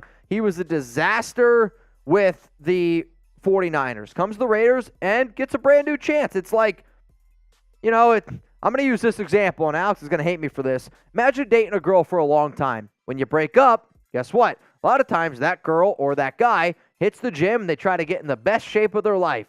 That's what Clee's doing right now. He's trying to prove people wrong. He's in the best shape of his life, and he's trying to prove it out there. But that still is not quite enough because Cleveland Ferrell is a very average to below average NFL player. If you guys want to interact with me on social media, Twitter, Instagram, all available, and Cameo at Mitchell Renz 365. And on top of that, if you want more live shows, you can head over to Locals at RaidersReport.locals.com. All right, Nation, that was today's mailbag. I appreciate everyone tuning in. And if you're watching this live, we're about to get pretty wild here on the show. So hopefully y'all are ready to let your hair down a little bit because I don't know about y'all, I'm definitely ready to let my hair down.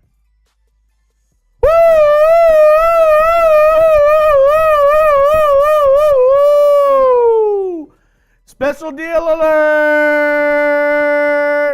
Special deal alert! I'm just going to pour a beer into the bong now. What is it? It's actually the same deal as before. Oh. Yikes. Fair enough. But every super chat in the next 60 seconds, Mitch is taking a drink. Let's go! Oh, man. It's getting hot. It's getting awfully hot in here. Next show coming up on today's live Friday happy hour edition. We're going to be looking at Josh Jacobs and... Oh, let's go, Mario. Let's get him wasted. Mario's taking advantage of the deal. I already poured some beers in this Merbonga here. Mario with Mario the super said, chat. Hey, let's do it.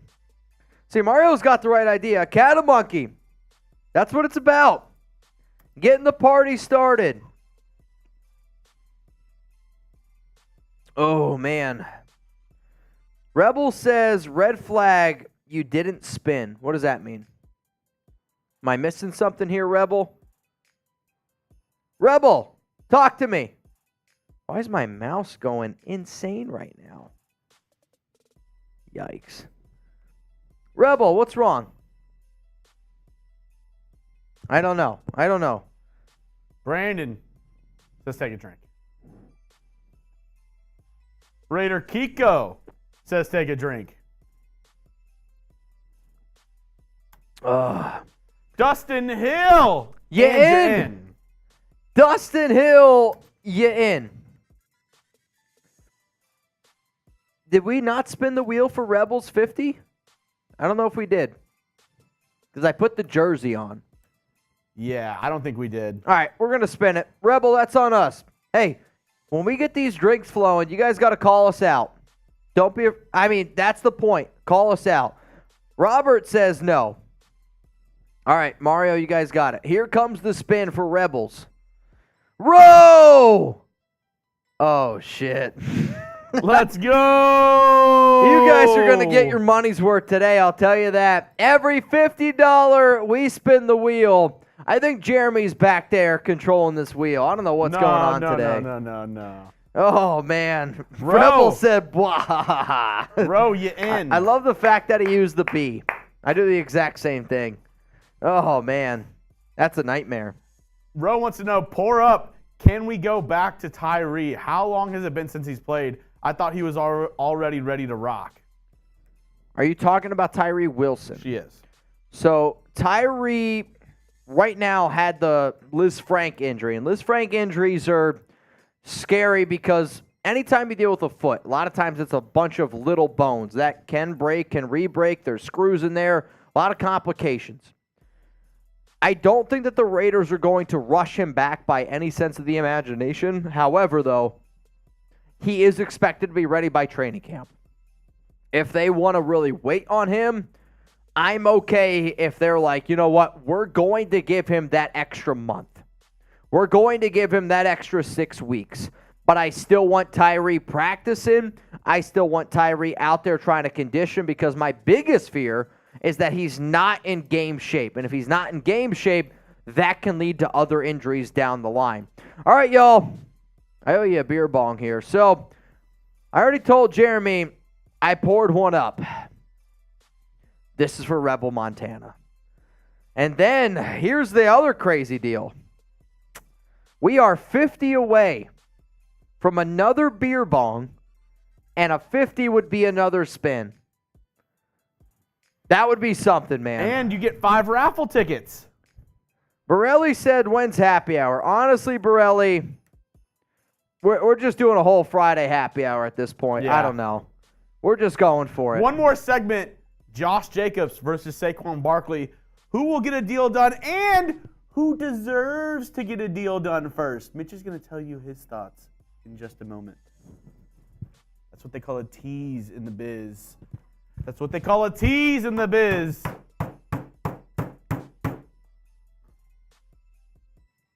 There we go. Let's go. Wow. I'll tell you what. It's good when it hits the lips. I don't know what I'm at right now, but I've definitely had a few. Woo! I've definitely had a few. I might have to call in old Texer here soon. Oh, yeah. Might have to get him in here. So, one of the guys before the show, he's one of our newer employees. Today's his birthday. Today's his birthday. And he said he would do a beer bong on today's show for his birthday. So, we're going to try to make that happen. If we get a 50, I say we get him in here now and have him do a beer bong. I'm down. If you guys want a beer bong race between me and Tex, We can Raiders baptize him. I like it. If we get a 100 right now on this show, I got a special deal. 100 right now on this show is going to be a beer bong for me, a beer bong for the birthday guy, and we're going to spin the wheel. Ooh. So,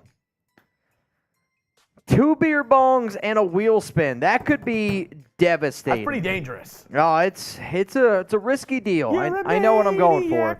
Maniac But I on also the told you floor. I hate driving.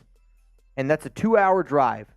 And Alex was like, "Can you drive?" I said, "I'm probably not going to be able to drive. I got Raiders Friday happy hour."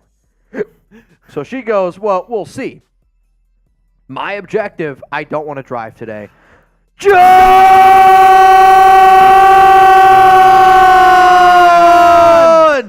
Borelli!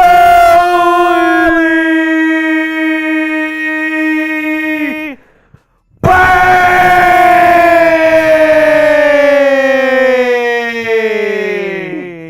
Ow! Oh, shit!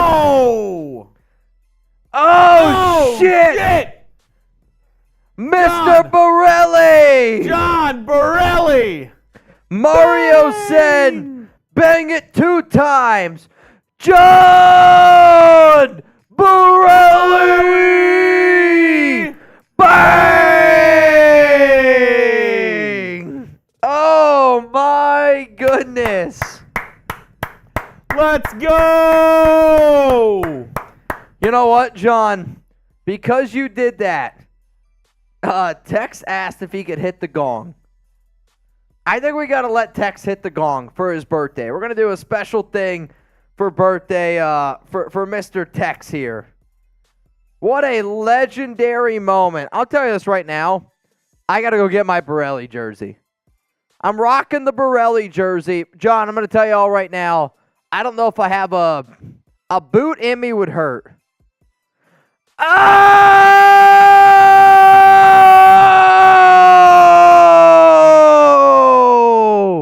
Brandon Jasper!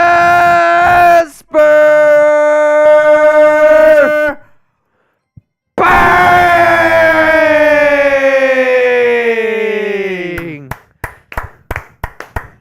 Let's go! Are you in? 3. Yeah, I'm down. Let's go! Charles Tuna Jasper, 9/18/53, 12/21/22. Happy Father's Day. Miss you, Pops. Spin it and start the tuna clock. Wow. I missed the tuna as well. Holy shit. I mean, I'll tell you this, man. You know, doing this show, and I know, Brandon, we've never met, but I think, and you guys can agree to disagree with me down in the comments. You gotta be shitting me.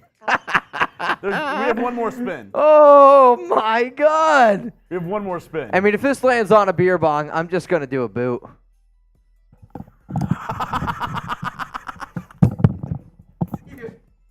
You can't make it up. Whose wheel idea was this? Oh, no. I'll spin it one more time because John sent in a big one. Yep. That's so nice We'll of you. see. Oh, I don't even want to look at it.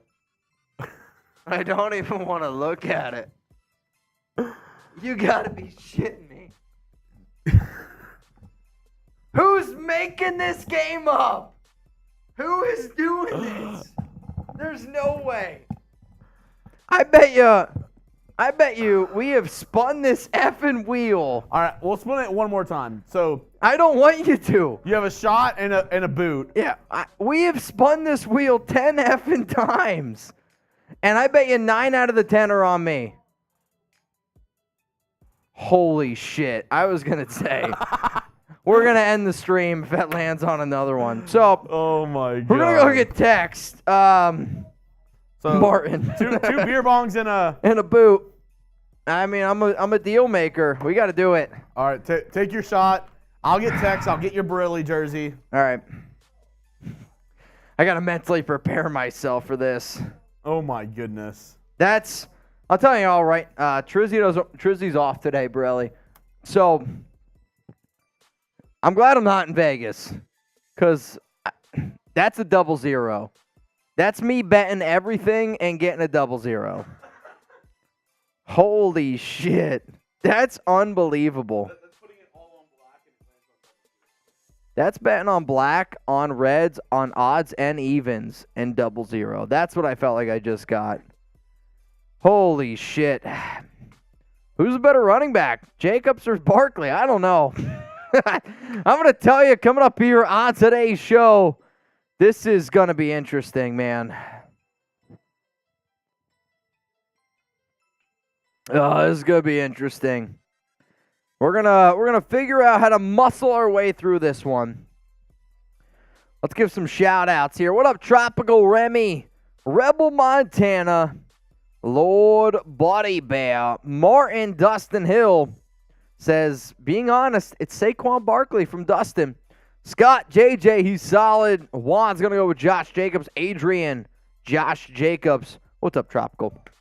I'm feeling pretty tropical right now. Coming up here on the Raiders Report. Oh, shit. We are going to get into a show around which running back ends up signing first, / signing their, or I guess either signing their franchise tag or the contract extension between Barkley and Josh Jacobs. Raiders, Giants. Today, I was lucky enough, I talked to one of my friends who is very well connected with the New York Giants. For those who do not know, I go way back. I used to work at MetLife Stadium back in my college days when I was trying to pay my way through college. And he's very well connected with MetLife, with the Giants. And he gave me some really interesting information on Saquon Barkley. So I'm going to share that with y'all today, and that's going to be the show. And I'm going to tell y'all who ends up getting the deal first. Got the Borelli. Do you want the new The what?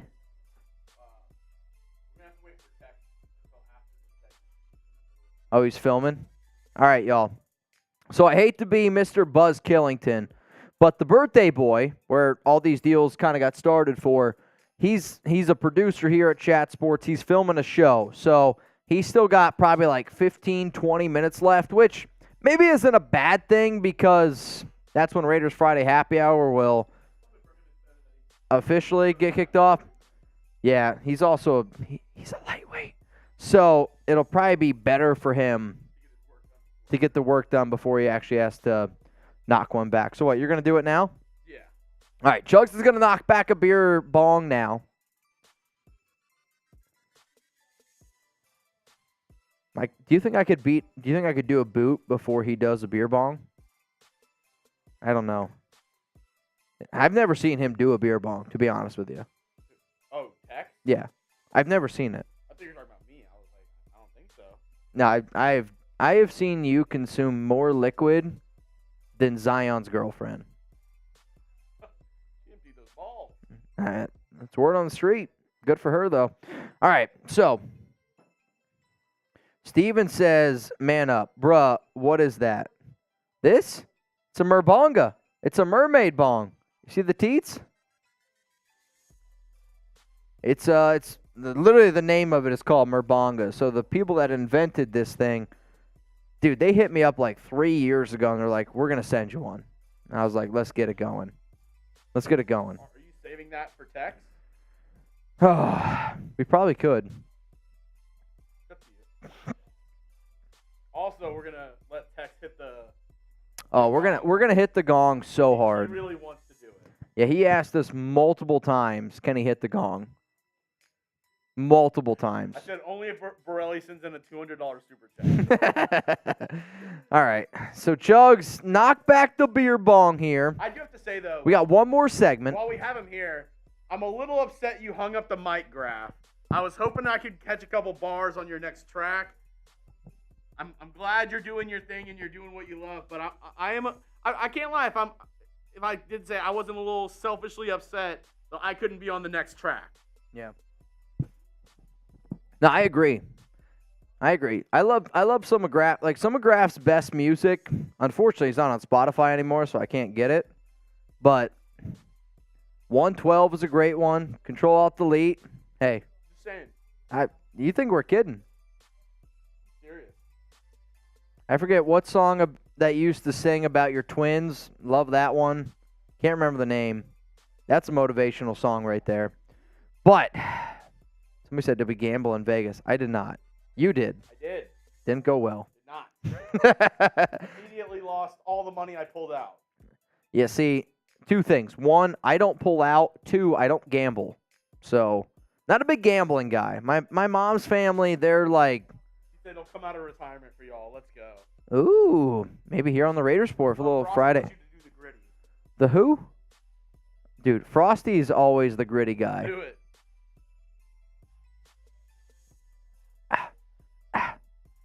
All Chugs do is that.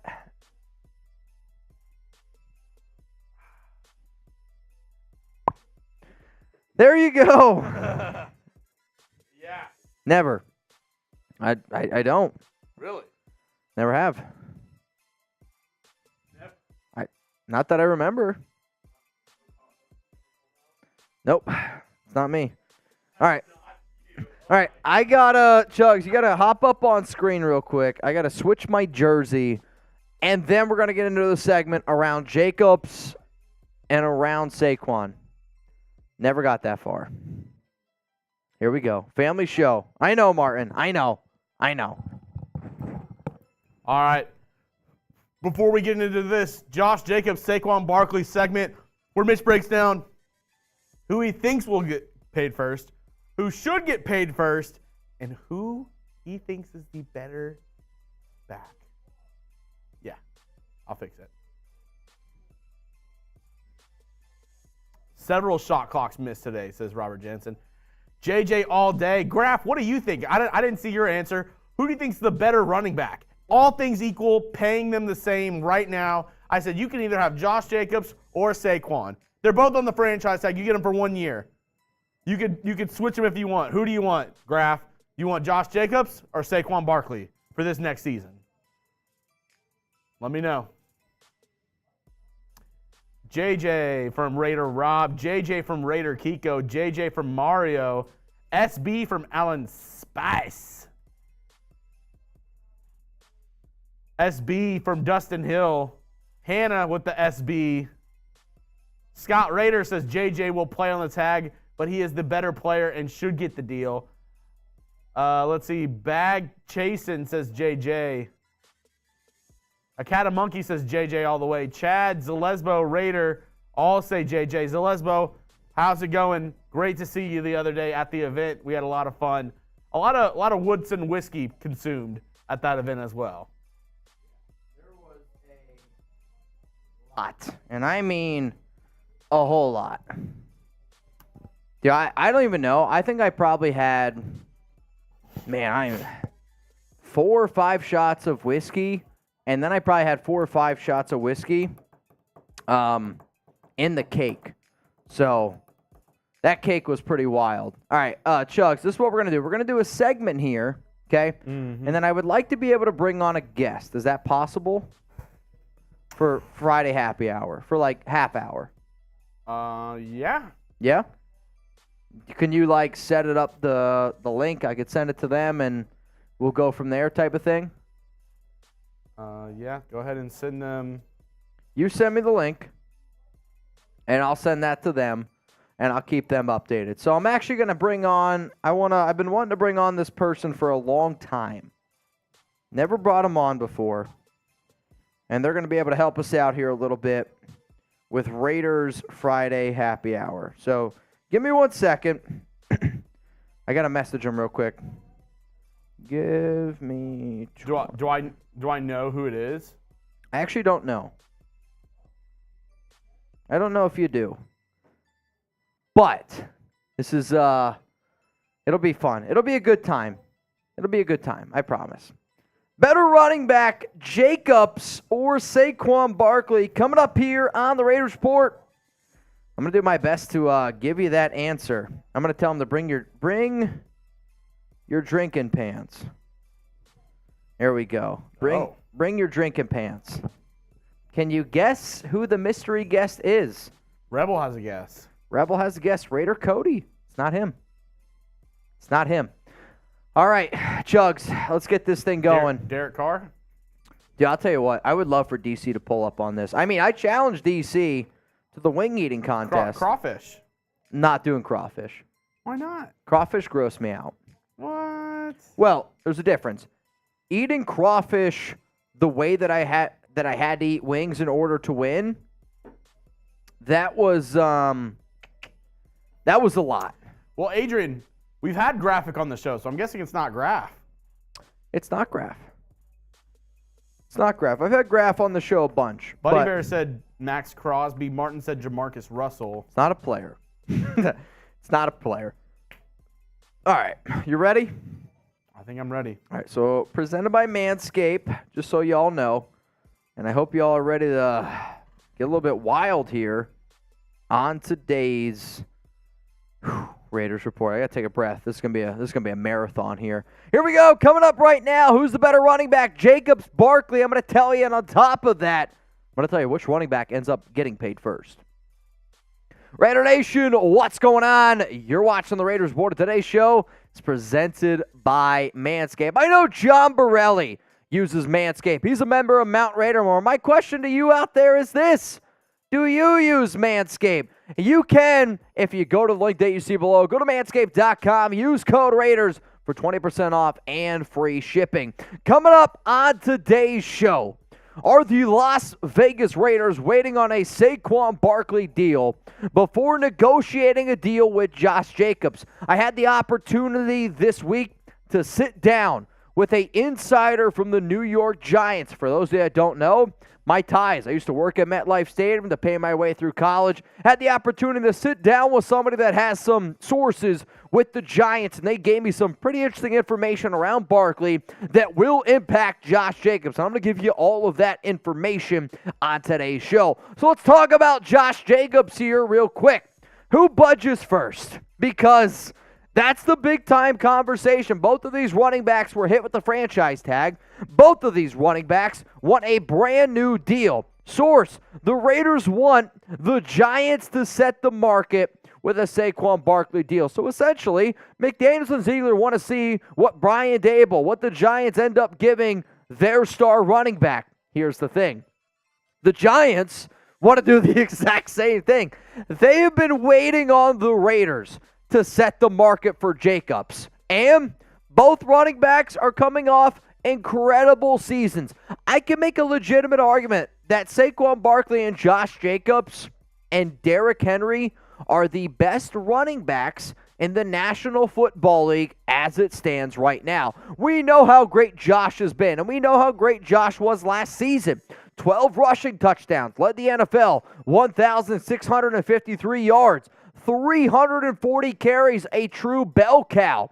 In 2021, 9 rushing touchdowns. In 2020, 12 touchdowns. 2019, 7 rushing touchdowns. Josh Jacobs is a do-it-all back. Here's the thing, though. Saquon also had himself a hell of a season. 295 carries, 1,312 rushing yards, 10 rushing touchdowns, 57 grabs for 338 yards. But you know what also Saquon did? He played well in the playoffs. 18 carries, 114 yards, 2 touchdowns, 7 grabs for 77 yards. We can sit up here all we want to talk about running backs. You know what's not talked about enough? How a team looks and plays when their team makes the playoffs with a star running back. From a 2022 standpoint, or this is from a career standpoint, from a rushing stats standpoint, Josh Jacobs and Saquon Barkley from a career. Jacobs has the advantage.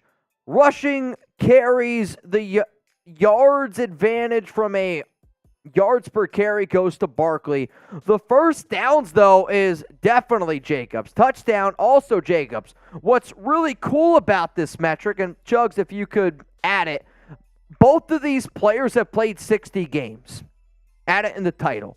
So both Jacobs and Saquon Barkley have played in exactly 60 games. Barkley's been in the league 1 year longer, but has had more injuries. So when you compare these numbers, I do think it's kind of intriguing, which is exactly why I did what I did here on today's show. But in today's NFL, it's not just about running between the tackles. It's also about catching the football. So here are the numbers from Saquon Barkley and Josh Jacobs from a receiving standpoint, both, again, of course, in 60 games. So you got Jacobs, who's been targeted 200 times. Saquon Barkley, who's been targeted 336 times. The receptions, Jacobs has actually had a better catch rate than Barkley. Barkley's been given more opportunities. Barkley has a higher yards per catch. He has more first downs. And Jacobs is weird, but yes, he's never had a receiving touchdown where Saquon has 8.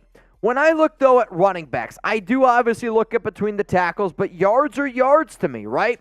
So from a career standpoint, from touches, this is how these two guys stack up.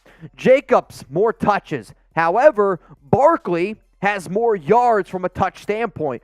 Barkley also averages more yards per touch from throughout his career, 4.8 to 5.1. But the number that really makes this different for me is first downs, where if I'm going to pay a running back the amount of money that Jacobs and Barkley are going to get, we can say that the NFL now is a pass-happy league, that running backs aren't the main focal point. But I want a bell cow that's able to extend drives. I want a bell cow that's able to pick up those tough first downs, that's able to pick up that 4th and 1, 3rd and 1, the goal-to-go situations. And Jacobs has shown throughout his career that he's had more success with that. So my question to the nation out there, and guess what?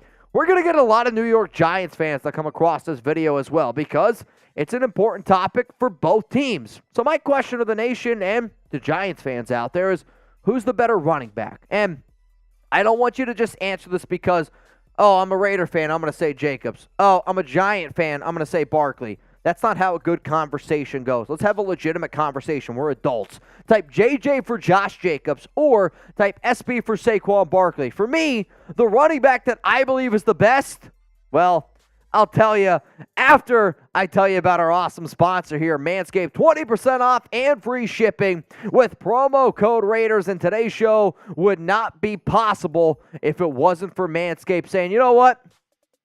I like that guy, and I want his balls to be clean. My balls are 100% clean. My Ken Stabler looks an extra inch bigger. Why? I get rid of the bush down below. If you're looking for the best male grooming kit out there, use code Raiders at manscaped.com. Manscaped told me this. They said, hey, it is smooth sack summer. And I'm all about it. I love companies that have the similar mindset to me. And then when they also have incredible products, it's a win-win. I want you to get the ball toner. I want you to get the ball deodorant. If you put deodorant underneath your arms, think about how many areas of your body that you sweat that you don't use deodorant. Why is deodorant only underneath your arms? Put it on your ball sack too. On top of that, if you're trying to improve your beard game, if you're trying to improve your overall appearance, like Manscaped dominates from there on down. They also do a hell of a job from here on up. I think I have one of the best beards in the game. I'm not afraid to admit that. You know why? I use Manscaped products. Whether it's their beard hedger, whether it's their beard cream, because I'll admit, I get ingrown hairs pretty frequently. With Manscaped, it doesn't happen. Ultra Smooth Package is only $28 when you use promo code Raiders. If you missed out on a Father's Day gift for Dad, if you're watching right now and you're like, honestly, my dad sent me a picture today of a t-shirt that I made him back in 1997 with a whole bunch of random shit on it. Dad, it's okay to tell me that that was a shitty gift when I was 4 years old. And you're like, you know what? I deserve more than an old crappy t-shirt that my kid gave me. Get yourself something awesome for Father's Day. Manscaped.com. Use code Raiders. So who's the better running back? Josh Jacobs or Saquon Barkley? My honest-to-God opinion, okay, is it depends. And it depends on what type of offense you are trying to run. And that's 100% an okay answer. If you're going to be an NFL team and you're going to go out there and you're going to try to execute a run-first style of deal or a run-first style of offense, I'm going to take Josh Jacobs. Jacobs has been able to prove to y'all that he is the more healthy running back, that he is able to carry a larger load. Giggity. But if you're an NFL team and you want to really concentrate on the running the football aspect, I'm going to go that route. However, okay, I'm also going to go with Jacobs, and I'd be more willing to pay Jacobs because of the injuries to Saquon. For those that don't know, I grew up in central Pennsylvania. I am a Penn State guy. I love me some Saquon Barkley. I think from a talent standpoint, Barkley might be the best athlete at running back in the NFL. And I will say that. But this is about money. And I would rather invest my money, if I had that type of money, in a Josh Jacobs than Saquon Barkley. But again, if you're going to go with Jacobs for a run-heavy offense, I am going to go that route. If I want to look at more of a pass-happy offense, if I got a quarterback like a Patrick Mahomes, like a Josh Allen, like a Joe Burrow, a top 5 quarterback in the NFL, give me Saquon Barkley. His ability to catch the football is better. If I got a quarterback like a Jimmy Garoppolo, like a Derek Carr, a middle-of-the-tier QB, I'm going to go, Daniel Jones, I'm going to go with Josh Jacobs. So there's no doubt both backs are incredible. Both backs are no doubt top 5. I don't think that's disputable. I would make the argument both backs are top 3 next to Derrick Henry. And both running backs 100% deserve to get paid. The NFL is the only professional league out there that divvies up how much players get paid based on position. Doesn't happen in the MLB. Doesn't happen in the NBA. It only happens in the NFL. And when I see how much production both Barkley and how much production Jacobs have had, they deserve a lot more money than what they are going to get. However, that doesn't mean that they are going to get it. So coming up here on the Raiders Report, how much money could both Barkley and Josh Jacobs get? And then, which guy is going to end up signing the franchise tag first? Which team is going to end up saying, you know what? We need this guy, and they offer him that contract extension first. I'm going to tell you all of that information on today's show. So when you talk about both Jacobs and Barkley, you have to also set the field in terms of, all right, how much money are they looking for and how much money have other running backs gotten? Because that's where the conversation always goes. If I'm an agent, I'm going to say, well, wait a minute. Christian McCaffrey, he got $30 million guaranteed at signing. Well, wait a minute. Derrick Henry, he got $25.5 million guaranteed at signing. Bijan Robinson, who hasn't even taken a freaking snap yet in the NFL, just got $22.8 million guaranteed at signing. If I'm an NFL head coach, I have to look at these numbers. If I'm a general manager like Ziegler, you're dumb not to look at these numbers. And if you're an agent, you are 100% looking at these numbers. And then you got to look at the highest paid running backs per year, because with both Barkley and Jacobs, the guaranteed at signing is important. And then it's the longevity of the contract. How much am I making per year?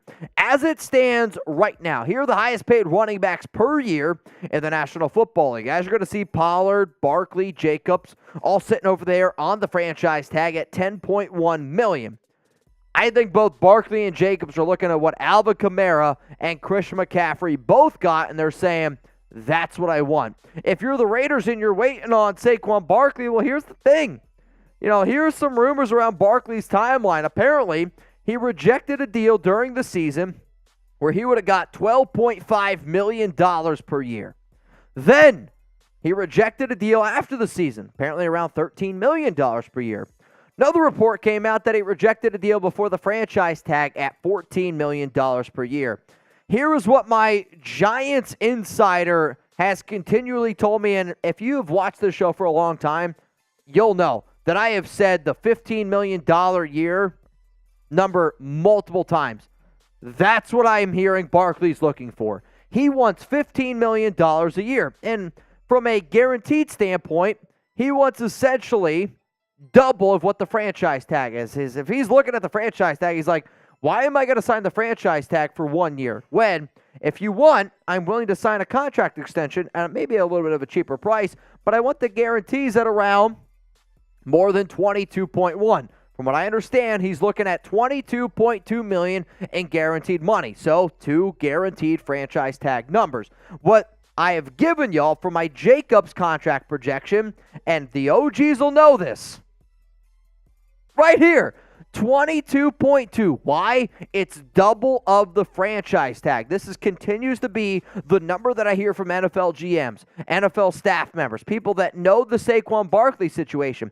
And this is the contract extension that if Jacobs doesn't want to play on the tag, that I would offer him. And the reason why I do it is, all right, let's give you $8 million guaranteed in year 1. We're going to lower your cap hit this season. We can go out, try to ball out with Josh McDaniels, Dave Ziegler, add a little bit more defense. Then you're going to have a lot more money in 2024.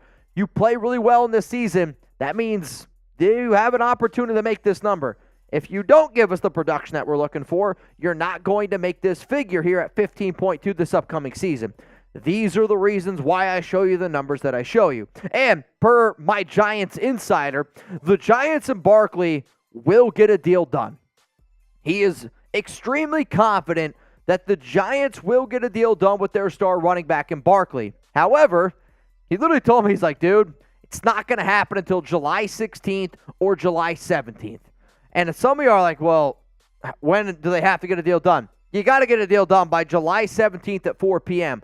And if you're like, well, that's a little bit far-fetched. Here's the thing. If they went to that lengths with Barkley, who plays running back, which running back is a lot lower on the totem pole than quarterback. We can all agree on that, right? For a lot of NFL GMs and head coaches out there. I don't know if y'all remember this, but with Daniel Jones, which I'll tell you this right now, they drastically overpaid Daniel Jones. But they waited until 10 minutes before the deadline. 10 minutes before until he would have became a free agent.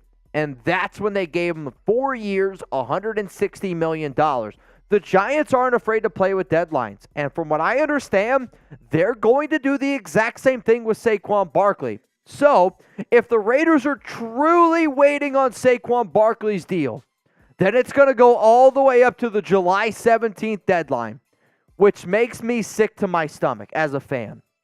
As a content creator, selfishly, I'll tell y'all, That means I could talk about Josh Jacobs trade rumors. That means I could talk about Josh Jacobs extension, Josh Jacobs contract. Makes my job a lot easier in July. But I'll tell you this right now.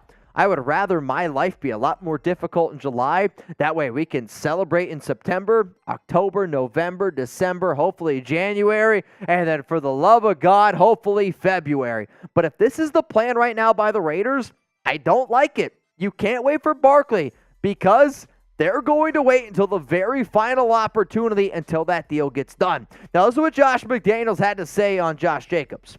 The deadline for a long-term deal is not until July. I respect everything about that process. This is not the first time that's happened in terms of me being a part of that. Like I said, I stand by what I said before. Love the kid, love the player, love the person, look forward to when I see him. Now, he said that recently. This one goes back a few weeks ago where McDaniels talked about on keeping Josh Jacobs. The hope is, and that's the goal, that he's here for a while. We'll see how that all plays out. But again, Dave and Josh's representative have been in contact, and that's the goal. That's what we're working towards. If Josh McDaniels is being honest here, and if Dave Ziegler is being honest, and that their ultimate goal is to actually keep Josh Jacobs, number 8, in silver and black, repping the Raiders jersey this upcoming season, then they need to get their act together, because if the goal for McDaniels is to keep Jacobs and extend him, I believe it's going to have to happen before the Giants have a deal with Barkley. From everybody that I talk to, it has to happen before the Giants and Barkley end up getting their deal done. And the biggest reason is I think the Giants want Barkley. Also, on top of that, I want Jacobs to play on the franchise tag. Like, do I think that Jacobs deserves more money? Unquestionably. And I think everybody watching the show right now believes that he deserves more money. He just had over 2,000 yards. He's the best running back in the NFL.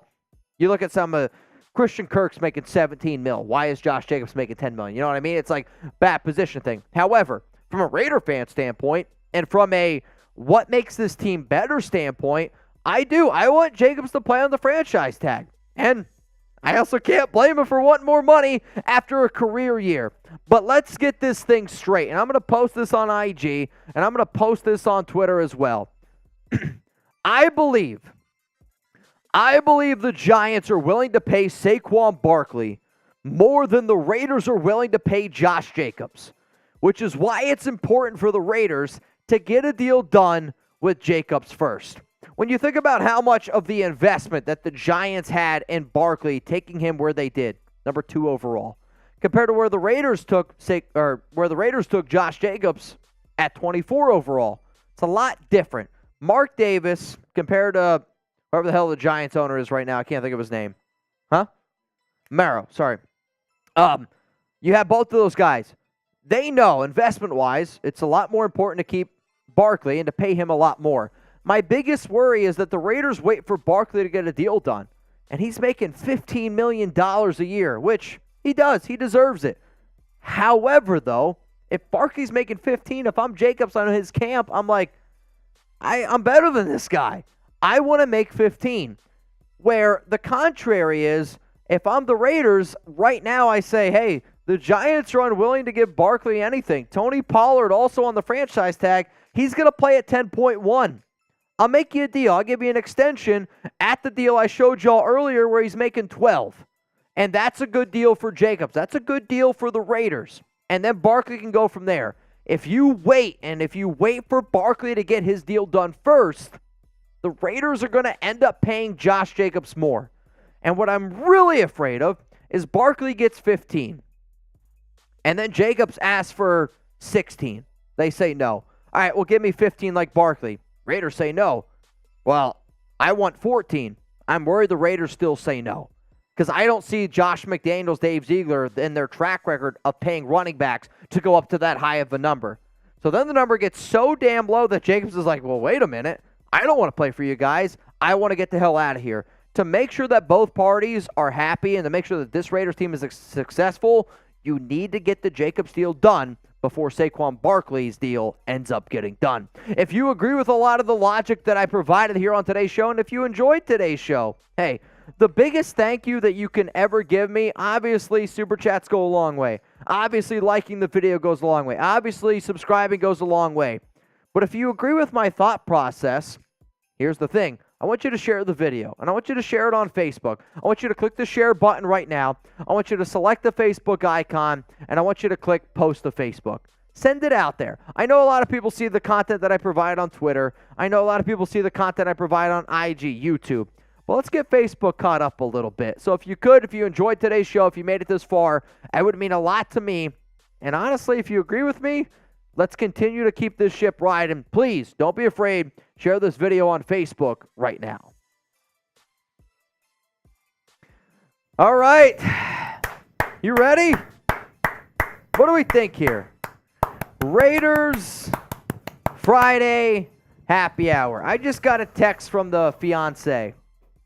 Got to end the show by 6. So if you give me the clock, 6 o'clock is the deadline. I gotta get out of here by 6. If you guys want to go in the stream by 6? Yes. Okay.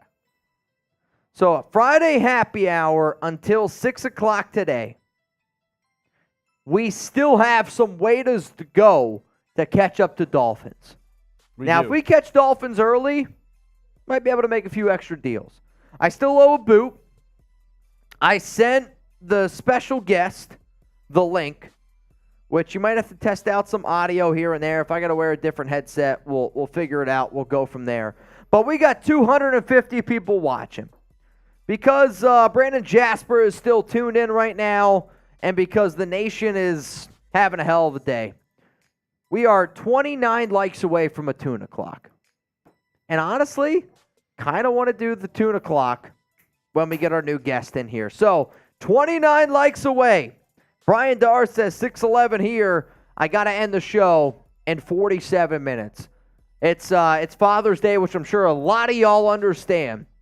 And Alex's dad is old school military guy. So currently we are Dustin Hill! Oh, okay. Now we're about 250 away from Dolphins. We're 250 away from Dolphins. We're getting close.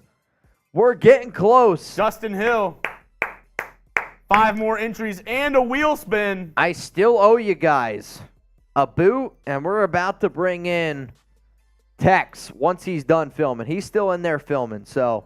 Still. Is he? I think he is. I still hear someone over there. Let me check after I spin this wheel. Brandon, I'll do a shot for you for the clock, but that's not normally how it works. But anyway, Alex's dad, old school military guy, and he said, I don't want you guys to leave too late. He's a scary man. I can't. Oh, man, all right. Dude, I see that green right now. It's not good. It's not good. Green means go. Green means go. Green means go to the bathroom. That's what that means. That's where I'm at right now. Though, I will admit, not drinking for about 25 minutes there, I feel a lot better. Almighty Oakland! You're in. You're in. You in. Woo. You in, mister. You in. We got 240 people watching. For those of you that don't know, Dustin Hill sent in that super chat, which is a wheel spin.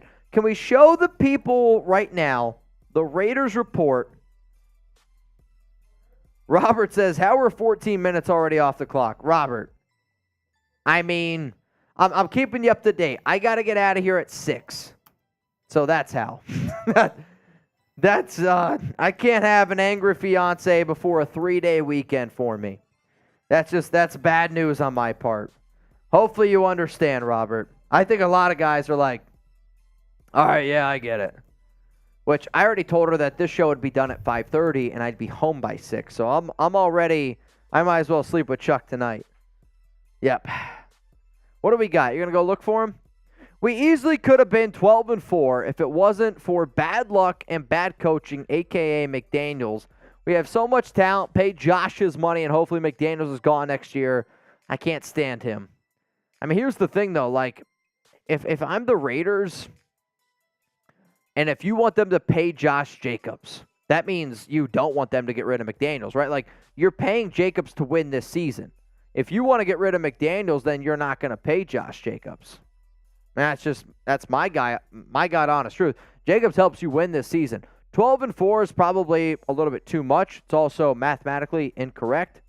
I would say, though, like, this team easily could have won 10 games if you don't blow all the losses that they had. I do think McDaniels wasn't great. That's obviously been something that I've said here before. But when your quarterback is as bad as what Derek was, and he literally admitted it the other day, you're not going to win a lot of football games. Your defense also had not a lot of depth. You got a lot of injuries. Like, this team can surprise some people, and I'm hoping that it does end up surprising some people here. So, we are 17 likes away from shot clock from Rebel, and Rebel said we shot clocking. Well, we're going to see. Tex said that he needs about 5 minutes. So, the way that this show is going to go here is we're going to bring on Tex. He's going to do a beer bong for his birthday, which, do we pour it up for him now? It'll spill? All right. So here is our happy hour deal. Chugs, take that 200 likes, cut it in half. Cut that piece in half. If you give your dad a shout out, if you're a dad and you said, hey, happy birthday to me, I'll take a drink for that. Every $10 super chat we get. What did I say? Happy birthday. Happy birthday, yeah. Father's Day. That's the drinks are hitting. Every $10 we get, you're entered in to win our raffle item. $50 super chat, wheel spin, and then every $100 we get is a beer bong. So here's the thing. We are 200 away. You got a boot in you? Yeah. Sure. We're 200 away. 200 away from a boot from Chugs, which also means, I still got this boot. And y'all have been killing me with these wheel spin boots. And just a reminder, Almighty Oakland said, what am I in for? Oh, You in? You in. And what you in for? We got some brand new Corn the Long Way shirts. Chargers. Broncos. Chiefs. Chatsports.com/Corn. All right, Chugs. The special guest says he's here.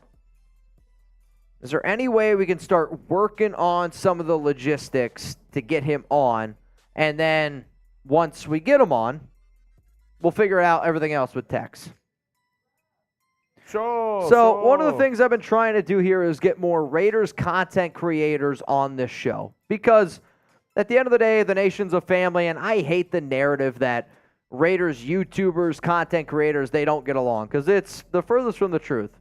We mainly just don't like one guy because, well, he tries to take away what we do for a living. And I'm sure if somebody tried to get you fired from your job, you wouldn't like it either, right? So I am going to try to get on a special guest. He says he's backstage. So here's the thing. I can't see you yet if you're watching the show, but Jeremy behind the scenes, he can see you. And he's going to set up some of the audio. He's going to ask you to do some audio testing.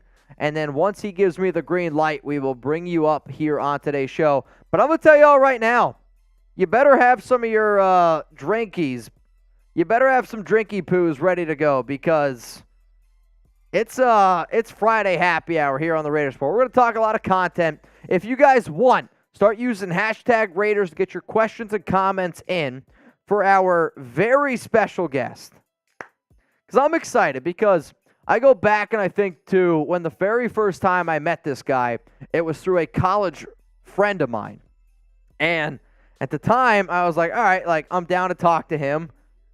And then I never knew exactly who this guy was. And man, he has really grown and grown and grown in the Raiders YouTube world, become a very good friend of mine. But man, I'm excited to bring him here on this show. And hopefully he's excited to do this show as well. We'll see, though. We'll see. All right, y'all, we got 235 people watching. If you can hear me, can you talk in the background by any chance?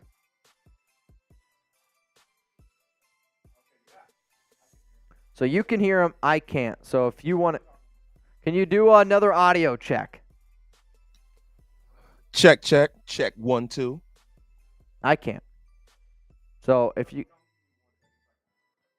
All right, so if you can... So Jeremy can hear you. I can't hear you. So we're going to go grab my boss. We're going to get the audio figured out, and then we'll bring you up here on the show. So if any questions you guys want around the Raiders, start using hashtag Raiders right now. Super chat, skip the line. We are 5 likes away. So they can hear them. I can't. So that's good news. Can you guess who it is? If you guys can hear him, can you guess who it is? Let's see. Can you guess who it is? I don't know. We'll see. What up, John Borelli says, we got him. Martin says, new voice, who dis? Well, I don't know. I mean, I could just put the headset on. I don't mind. I gotcha. We're going to get it all set up for you, brother. We got it. All right. We are 2 likes away from a tuna clock here on Friday Happy Hour. I don't know about y'all. I'm ready to let my hair down here a little bit. And you know what? I'm tired of waiting on Tex. I'm going to knock back this boot. What? He's a little stressed? Oh, all right. Fair enough. We're going to knock back the boot right now. You guys ready?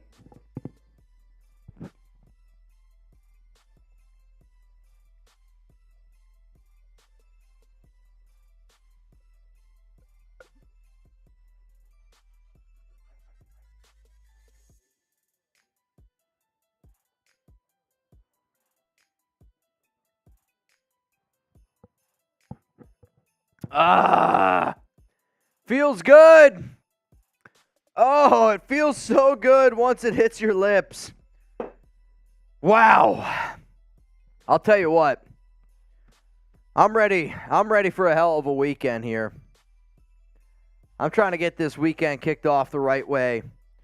Adrian Alfaro, you got it right. It is Derek. No, it's David Carr. Our special guest is David Carr. Honestly, it looks just like him.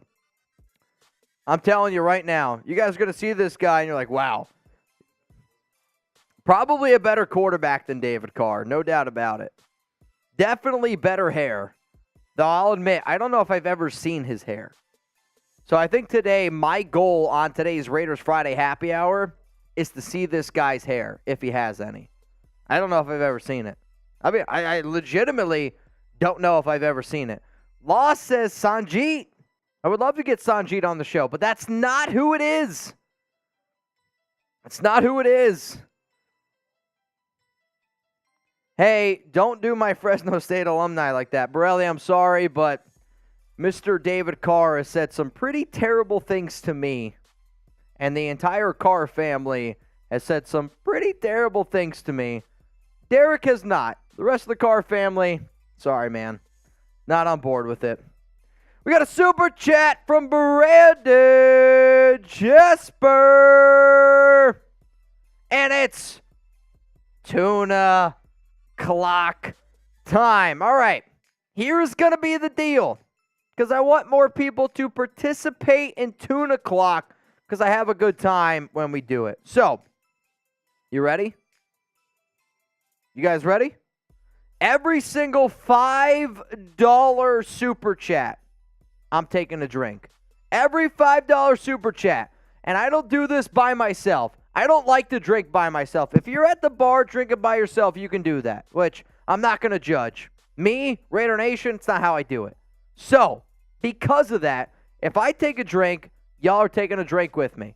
I'm doing a shot of a happy dad for Father's Day every single $5 super chat. You better drink with me or else I'm going to be mad. John Borelli, Brandon Jasper, they're going to come looking for you. It's definitely not. I can promise you that. Mario getting in there. I don't want to reveal the special guest yet, but we're getting close. Though, I got proud father of 3, my COO, Brett. He's not very happy with me right now. He's like, it's Friday, it's happy hour, and you're making me dig through some chords right now. I didn't think it was an option. You never know what you're going to get into. Sober Mitch, different guy. I'm a little bit of a different guy once the drinks start getting flowing. The special guest is not Ryan Leaf. You know what? Oh. Vincenzo! First time super chatter! Duvall! A cat a monkey! John Borelli! Let's freaking ride! We are getting so close to the Jeremy Chugs boot. Oh, I can almost feel it. Brian Dorr! All right, hang on. We got to catch up here. All right, so this one goes out to Mario. Ugh. I'll be honest with you. Vincenzo Sanfilippo. I hope I pronounced that right. First time super chat. Raider Nation, happy Father's Day. For all the fathers out there, make it happen.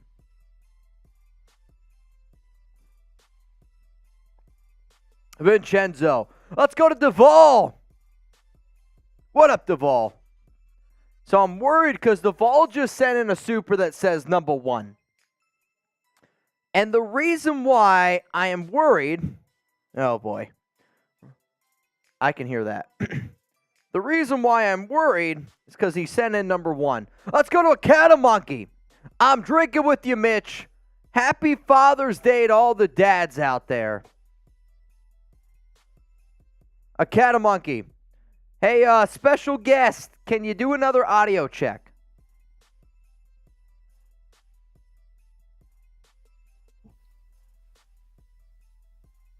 I can't.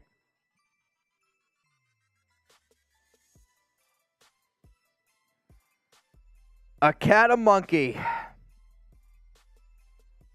Oh, Brandon. Oh, Brandon.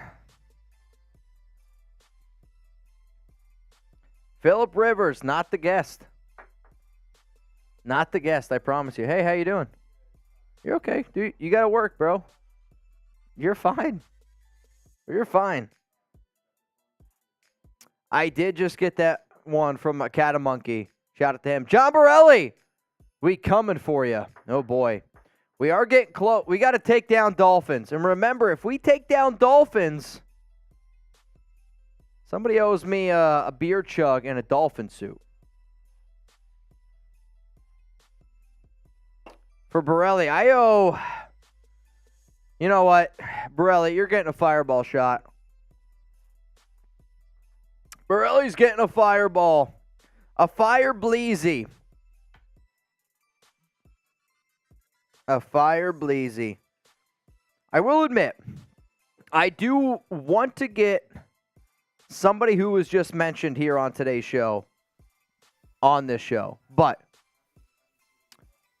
hey, special guest, can you do another audio check for me while we're behind the scenes figuring it out? Hey, man. Hey, Mitch. Can you hear me now, man? No. You still You can't guys hear can. me, man?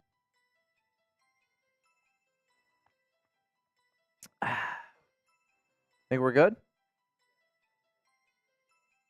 All right, that's fine. Mr. Borelli. Again? Well, I can't. Can you do another audio check? No? We can? What if you hear me, man? All right, we're going to bring on our very special guest. What up, Wasted? What's going on, brother? How are you? What's up, my brother? So, I'm glad that you finally had the opportunity to jump on the show here and interact with the nation. I've been wanting to do this for a very, very long time, and I'm glad that you had the opportunity to hop on. I know I texted you last minute, and I was like, hey, it was one of those things where last second type of shit, but if you guys haven't already, give a huge shout out to Wasted. He's had a lot of opportunities for me to pop up on this show, on his show. I'm going to be honest, I've had a few to drink, so bear with me here a little bit. So if you guys have any questions for Wasted, please don't be shy. Use hashtag Raiders to get those questions up here. And I think the Raiders fans are all about trying to give back here a little bit. So please don't be shy with my guy and get some of those questions flowing right now. So Rebel says, water for me, can't have alcohol during work. I don't blame you, Rebel. I don't blame you whatsoever. My question to you, Wasted, right now is this. Okay. I had a question earlier on today's show about Josh Jacobs and then Saquon Barkley. I just did a segment, okay? I also saw that you guys over on Planet Raiders just dropped an article about both of these running backs. From your personal opinion, which running back would you personally pay first? And then, which running back do you think ends up getting paid first? Well, personally, Saquon Barkley was a guy who, when he came out, was supposed to be the running back of this generation. But in actuality, Josh Jacobs, man, you have to pay him first. He doesn't have as extensive of an injury history as Saquon Barkley, and he's actually been more productive in his career. Look, to be honest with you, man, I don't understand what the Raiders are waiting for. If they're waiting for the Giants to set the table for this contract, what's going to wind up happening is we're going to have a replay of the Khalil Mack situation. And now you're not going to have Josh Jacobs because they're going to set the market so high that the Raiders aren't going to be able to pay Josh Jacobs at all. If you really look at it, Josh Jacobs has played 60 games in his career. Saquon Barkley's played 60 games in his career. Josh Jacobs had more carries in his career, but he's also had, about 11 more rushing yards, 40 touchdowns to 29 touchdowns, 258 first downs to 185. And, he averages 79 yards a game. So he, it's like splitting hairs, but Josh Jacobs definitely is the better back. So you say definitely the better back. Well, from a talent perspective, no. But just basically off of production in the National Football League, yeah, Josh Jacobs has been the better running back, and he's been more dependable. Okay. For me, like for the Raiders and what he means to the Raiders at this point, the Raiders would be stupid not to re-sign him. It doesn't make any sense. I don't understand why they're dragging their feet on it. If you have a quarterback that's as dependent on a good defense in a running game as Jimmy Garoppolo is, as injury prone as Jimmy Garoppolo is, you got to make sure that Jimmy Garoppolo is not dropping back and throwing the ball over 500 times. He's only done that never in his career. He's never dropped back and thrown the ball over 500 times. He needs to have a running game that's consistent. He can't deal with the land of misfit toys that we have as Josh Jacobs backups. And if Josh McDaniels wants to have his job next year, to me, it would behoove him to make sure that he brings this man in. That doesn't make any sense to me. The Raiders are very, very dependent on their running game because you don't have that threat of Jimmy Garoppolo taking off the same way the Giants do with Daniel Jones.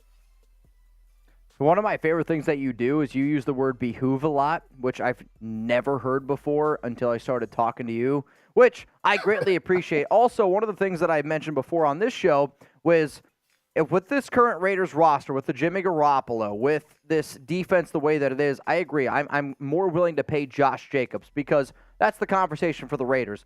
I'm more willing to pay Jacobs. Now, if I run an offense that's got a Josh Allen, a Patrick Mahomes, a Joe Burrow, maybe a little bit more of a spread, then that's where I'm probably going to lean more towards having a running back like Barkley, who I believe is a better athlete / can catch the football a little bit better. Now, if you guys want to go subscribe to Wasted over on YouTube, I put the link down in the comments. Him, Graf, they do a lot of content over there, a lot of interactive stuff, and I think they do a hell of a job, especially when I'm on the show. But hey, if you guys want to go subscribe to all those guys over there, hit that link down below in the comments right now. So here's the thing, Wasted. It's Friday. It's happy hour. I'm trying to get in a good mood here a little bit. So it's Father's Day weekend, and we are about 80 away from a Chugs boot. 80 super chat dollars away from a boot. My question to you is this. If we got a $100 super chat right now, Chugs has got to do a boot. I'm going to do a beer bong. You got any of those little Coronas laying around for you? No, I have some whiskey. Oh. I have some whiskey. And Daddy's got I some will whiskey. do a shot of whiskey. Oh, that's He's right. going to do a That's shot right. of whiskey. I respect it. So here's the thing. I do want to say I'm a dog dad. If you want to give a shout out to yourself, it is Father's Day weekend after all. I know you got a daughter, so don't be afraid. Hype up yourself. Tell people where they can follow two you. daughters. I have 2 teenage daughters. Yes, sir. Yes, sir. You know, but you know what? Father's Day is every day if you're there in your children's lives and you're doing what you're supposed to do, you know? So it's a pleasure to be their father. You know, I don't ever trip on Father's Day. To me, Father's Day is for my kids. You know what I mean? It makes them feel good, but every day is a pleasure for me being a dad. But listen, I got my shot ready for you, Mitch. You know what I mean? I ain't coming here to be all dry. You gotta bro, wait, I'm though. ready to go, bro. We can't jump the gun too close. Now, I will say this. I'm a big competition guy. I don't know about you. I'm a big competition guy. And our Dolphins host, who he walked into the studio, we got 23 minutes, by the way, and said that our live show today won't do as well as theirs. Will not. I know. You don't know how the nation gets down. Here's the thing. We are, I want to say, 200 away from beating the Dolphins channel. If that happens, if we got a $200 super chat right now, I would do another boot. I'll be honest. You would probably have to carry the show a little bit because I'd be in trouble, but I'd be willing to do it. I'd be fully ready to do that, Mitch. It's no problem, man. And thank you for your hospitality for allowing me to come on Chat Sports of all places, man. Appreciate y'all, man. Well, I would Mitch, rather real you quick, not man. come on this show. If you want to talk, if you want to give your personal opinion, please, by all means, go ahead and do so. My God, Are we going to get the pause button? on. I was hoping for the pause button. Listen, Mitch, pause, man. What is There we wrong go. with you, man? Man, listen, This let's man not loves talk about any himself. watermelon seeds. This man loves himself a good white man pause. Let's go to John Scheffler. He says, drink up right now. Loss says he thought it was Honcho. He thought I was going to go with Honcho. I'm all about diversity. That's why I went with Wasted over here. Let's go to Brandon Jasper. All right, let me ask you a question real quick. He says, who do you think makes the 53-man and who shouldn't? So the way that I'll phrase that, because that's a very broad question. All right, sorry, I misread it. I can't read. Who do you think makes the 53-man roster that shouldn't make the 53-man roster? Does that make sense?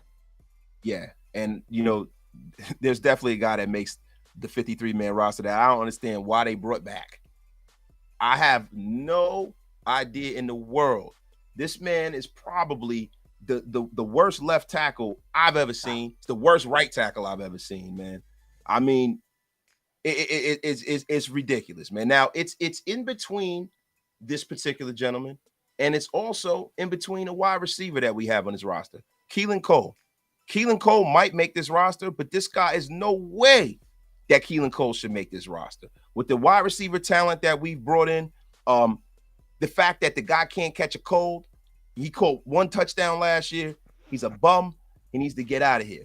So, like, I'm not going to go too hard on this particular lineman, man, because to be honest with you, our offensive line right now, man, is a nice, well-oiled machine. I think it's our 3rd best positional group, and he's a damn good backup. So Keelan Cole is probably my guy that should make the 53-man roster. I think is probably going to make it. Yeah, actually, I talked about Keelan Cole, and I'll actually put out a video a little bit later on in the week around certain players that are on that roster bubble. I'll say another player that scares the hell out of me that should not make this roster, but I could see McDaniels and Ziegler doing it, Brandon Bolden.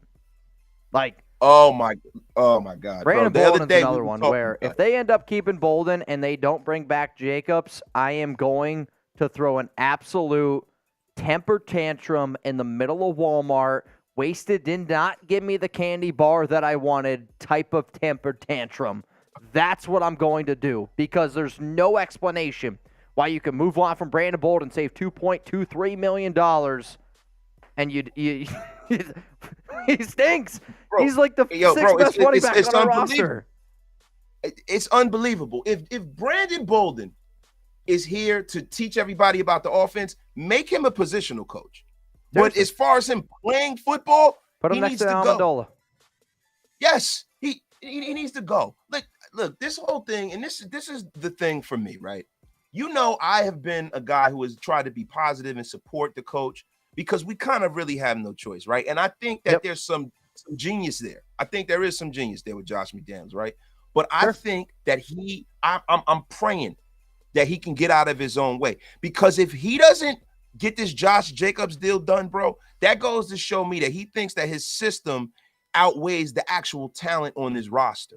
And if he realizes what he has in the Josh Jacobs is a guy that his teammates made him the supposed captain of this team. This is a guy that they disrespected last year. This is a guy that they made play in the Hall of Fame game like he was a jabroni, right? Then all year, he carried this team. Most of the wins we got were off of the back of Josh Jacobs, and he leads the league in a statistical category, and now you're making him haggle for his money? I don't understand it.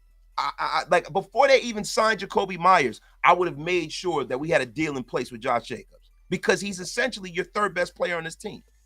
Yeah, hey, I do not disagree with you whatsoever. I mean, you got three players that I would say you could make the argument are top 30 players in the NFL, and Jacobs, Devontae Adams, and Max Crosby.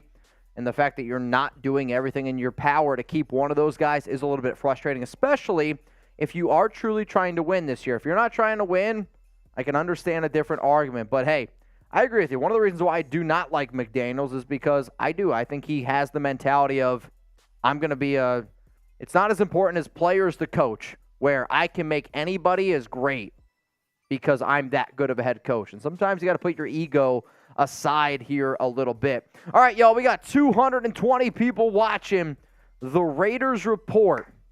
And I'm going to make a special deal because we got Wasted Talent on here. Wasted, I believe you are 46 years old. Is that the correct number?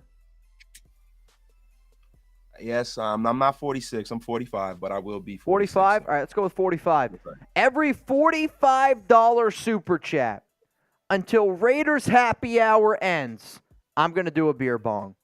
4 Wasted Talent, 4 Friday Happy Hour, 4 Father's Day. And we are 80 away from Chugs doing a boot, and I need to take down Dolphins today. Gotta happen. If I lose, I got to listen to Will brag for the rest of the week, and I do not want that to happen. So let's get some questions flowing here. Let's keep the party rolling, and let's get some extra questions rolling in here for Wasted Talent. All right, Wasted, here's my next question rolling in here. Tyree Wilson, what are your biggest expectations for the Raiders rookie who they drafted at number 7 overall? My biggest expectations is for him to actually be healthy, all 17 games. One of the big reasons why, I wasn't initially a fan of us drafting him is because he has a Liz Frank injury. And that's the same injury that ended Darren McFadden's career. It's a small bone injury, and it's very, very hard to heal. And it's subjective to how you heal from that, right? It's not like an ACL where you kind of know what you're dealing with. Sure. But my biggest expectation for him is to actually play all 17 games and to get over 6 sacks, because he's not going to see a double team all year playing with Max Crosby. So there's no good reason for him not to just fall ass backwards into 5 or 6 sacks. So, you know what I mean? Like that's pretty much what my biggest expectation for him is, man. We have had a situation with the Raiders where we have not had a consistent pass rush. We've always had one guy, even when Khalil Mack was here. We tried to bring in, Bruce Irving, and it kind of didn't work out. We've never had that second guy. We had Mario Edwards. He never kind of got it together. My biggest expectation for him is for him to be an actual threat, being a second pass rusher for the first time since, since I can remember, like Greg Townsend and Howie Long being here. You know what I mean? It's been a very, very long time. since we've had 2 pass rushers at the same time, man. I hear you. You know what? We got a first-time super chatter rolling in here from Akura Comics. It says, chance Josh Jacobs gets a contract before August. What's your take on that? And then got another super chat coming in from Aaron that says, what's the threshold for a jersey? So the threshold for a jersey here, Aaron, is if you send in a $500 Venmo, I will wear your jersey here on the Raiders Report. So, Aaron, if you're watching, Venmo at Mitchell Renz, 365. If you want your jersey here on the show, that's the deal. And, yes, we've had multiple people do it, so that's why we keep it there. So if you want a John Borelli, hey, that's the threshold. Guess what? Also wasted. Who's your favorite Raider running back for your lifetime? So I think I asked you a question earlier about Jacobs' contract before August. Answer that. Dustin sent in a 50. We got to spin the wheel. I'm going to do a beer bong. Actually, you know what? I'm just going to do a beer bong for the 50. So answer the question. Jacobs. My favorite running back of my lifetime? Yeah. It has to be Marcus Allen. But Bo Jackson was, when I was a kid, man, I loved Bo. We just didn't get enough of Bo Jackson. So it's definitely Marcus Allen. Is Jacobs going to get his deal done before August? I believe if they want to have a job, yeah, because at this point it would be organizational malpractice for them not to have just put their cards on the table if they didn't have any value in Josh Jacobs and just trade him. At this juncture, you wouldn't get the premium trade value you would have gotten had you done it before the draft or had you done it in the beginning of the offseason. Now everybody's rosters are pretty much set. Now he is a star running back, but there's only a certain amount of cap space that people have. There's only a certain amount of draft conversation people have. A lot of people have going out there and their rosters are pretty much, they understand the people that they're going to go forward with. Now they're going to get some surprises in camp. Every year there's a surprise in camp, but it would have been better for the Raiders had they just been honest and come clean and say, hey, listen, it's franchise tag or bust, or we trade you. And if they would have done that and they would have moved on from Josh Jacobs, yeah, I would have been pissed, but it would have been better for the team logistically. Now, if Josh Jacobs holds them over the barrel and says, hey, I'm not coming in. Look, week 3, week 3 or 4, he's out. Now the team has egg on their face and his trade value drops exponentially. So, yeah, I think if they're smart, which I think they are, they will get this deal done. I think that the 100%. deal ends up getting done as well. Also, shout out to Mount Raider Moore legend John Borelli. That's the jersey I'm repping right now, wasted. Got to go. Got to get my dog. Just got spayed. Hey, I'm a dog guy myself, so I got a Father's Day gift from Chuck, so I think that's pretty awesome. Here's the thing. Don't worry, Mitch. Don't worry, Mitch. Don't worry, Mitch. I know you're going to be shooting some watermelon seeds pretty soon, man. Don't worry. And I can't wait. I think I want 3 kids. Maybe it's a good idea. Maybe it's a bad idea. I don't know, but idea. 3 kids sounds like the right amount for me. So here's the thing. I want girls. Alex wants boys. I think I would do better with girls than I would with boys. I don't know. I have 2 girls. And girls are very, very complicated. Girls are very emotional, and every decision you make affect everything you say to them. You have to think about everything, because you always got to, like Chris Rock said, you want to make sure that when they leave you, that they don't wind up on a stripper pole somewhere. and there are reasons. There's always a reason that goes back to the daddy if they wind up like that. So, like, bro, it's hard being a dad of daughters, because you have to use your brain, you have to use your intellect to deal with them. You can't, just grab them up with a boy, So, look, I love my daughters, man. They're my best friends, but it's very, very challenging, brother. Well, wasted. I got a big favor to ask from you. What's up, bro? I don't know what's the most people you've ever banged in front of. And if you're okay today banging in front of a bunch of people with another dude, hopefully you got that shot ready. Because not only are we going to bang, I am going to hit something else, And I mean, I am going to hit it directly in the middle. And I'm going to hit it so hard that you guys are probably going to hear it from all across the world. This one's rolling in from Aaron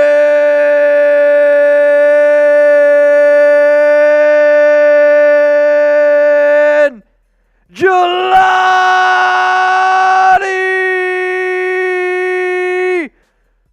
Bang!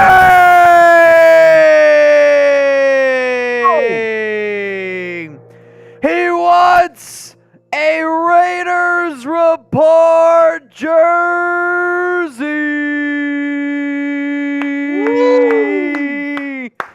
Aaron Gelati. Great and powerful,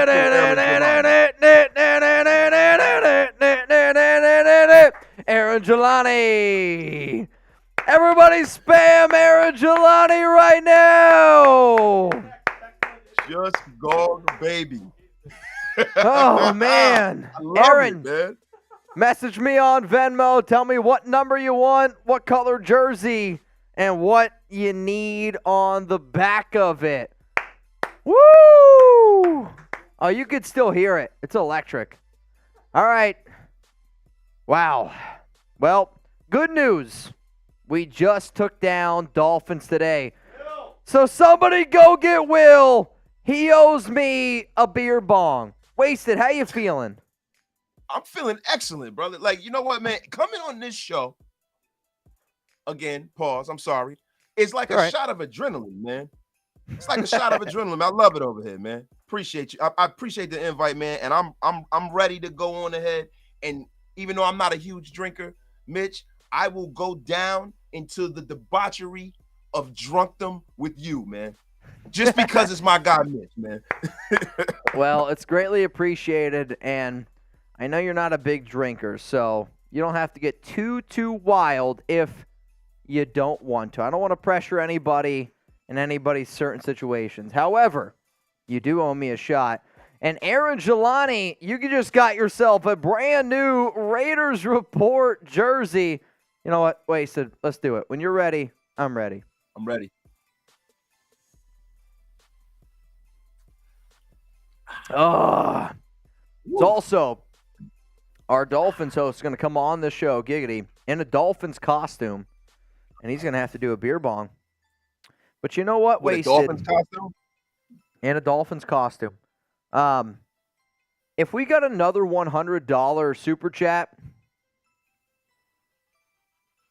would you, is that the right name? Yeah? Would you be down to do another shot? 1,000%. Yeah? 1,000%. Yes, 1,000%. Well, good news for you and good news for the nation. This one's rolling in from Rebel Montana. Bang! Let's go. They're pulling up for Wasted. I don't know about y'all. I'm feeling pretty good right now. Chugs, you owe me a boot. Chuggy Bull is going to take down a boot. Wasted, I don't know if you've ever seen Jeremy take a boot down. I'll tell you what. It's up there, top 10 most impressive things ever. If I could make a bucket list right now, I'm saying Northern Lights, Jeremy Chugg's boot. I mean, it's right there. It's got to be. Look, it's congruent. I'm telling you, or parallel, whatever. I don't know what word you just used. You throw out a lot of big words. You got a great vocabulary. Hey man, listen, that's my thing, you know. But right now, we are on the Raiders Report right now, man, and it is time to get wasted. I've paid my bar tab. I'm gonna get wasted with my brother Mitch. I'll tell you what. Ready? One of my best talents is getting wasted. So cheers to wasted talent. It is Father's Day, after all. Shout out to Rebel.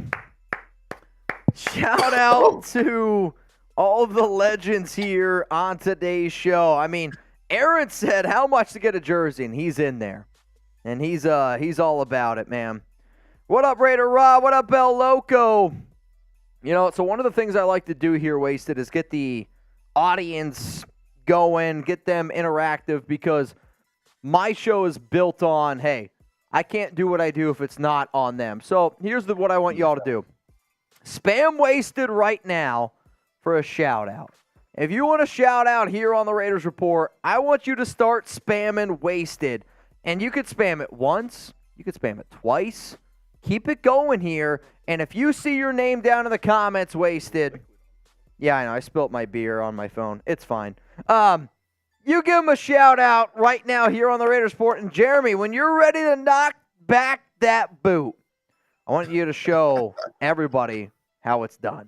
All right, Wasted, take it over. Shout out to, wow, this is ridiculous, man. Shout out to Husker Raider, De Leon, Mario Gallardo, Brian Darr, Jamie Alvarado Sr., not Jr., Martin, the great and powerful Roe, who made me drink mayonnaise and coffee, Robert Jantazi, Raider Rob, Chase Willen, De Leon, Matt York, Dustin Hill. Oh, I mean, everybody. I mean, it's ridiculous here, man. Scott Raiders. Oh my gosh, man. Raiders content. Josh Kincaid. Everybody's in the place to be. Michael Ariza, the great and powerful. Otis Bailey. All right, y'all. If you guys haven't already, go subscribe to Wasted's YouTube channel. I put it down in the links right now. I think I said that correctly. I don't know. Mitch, man. Listen, we're all over the place here. So go subscribe to Wasted. He puts out a lot of awesome Raiders content. You guys ready to see a boot go down? Here we go. The man, the myth, the legend. I call him Jeremy. You guys call him Chugs. 3 beers guaranteed under 10 seconds. Ripley's, believe it or not. Yo, that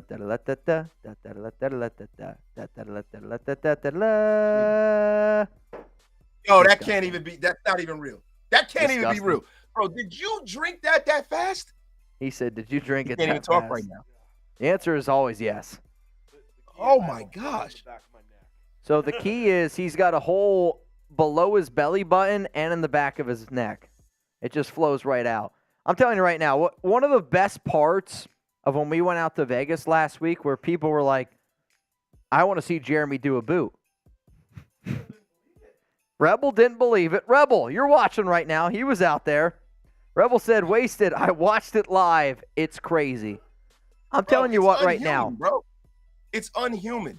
Like it's one of those things, and I mean this in the straightest way possible.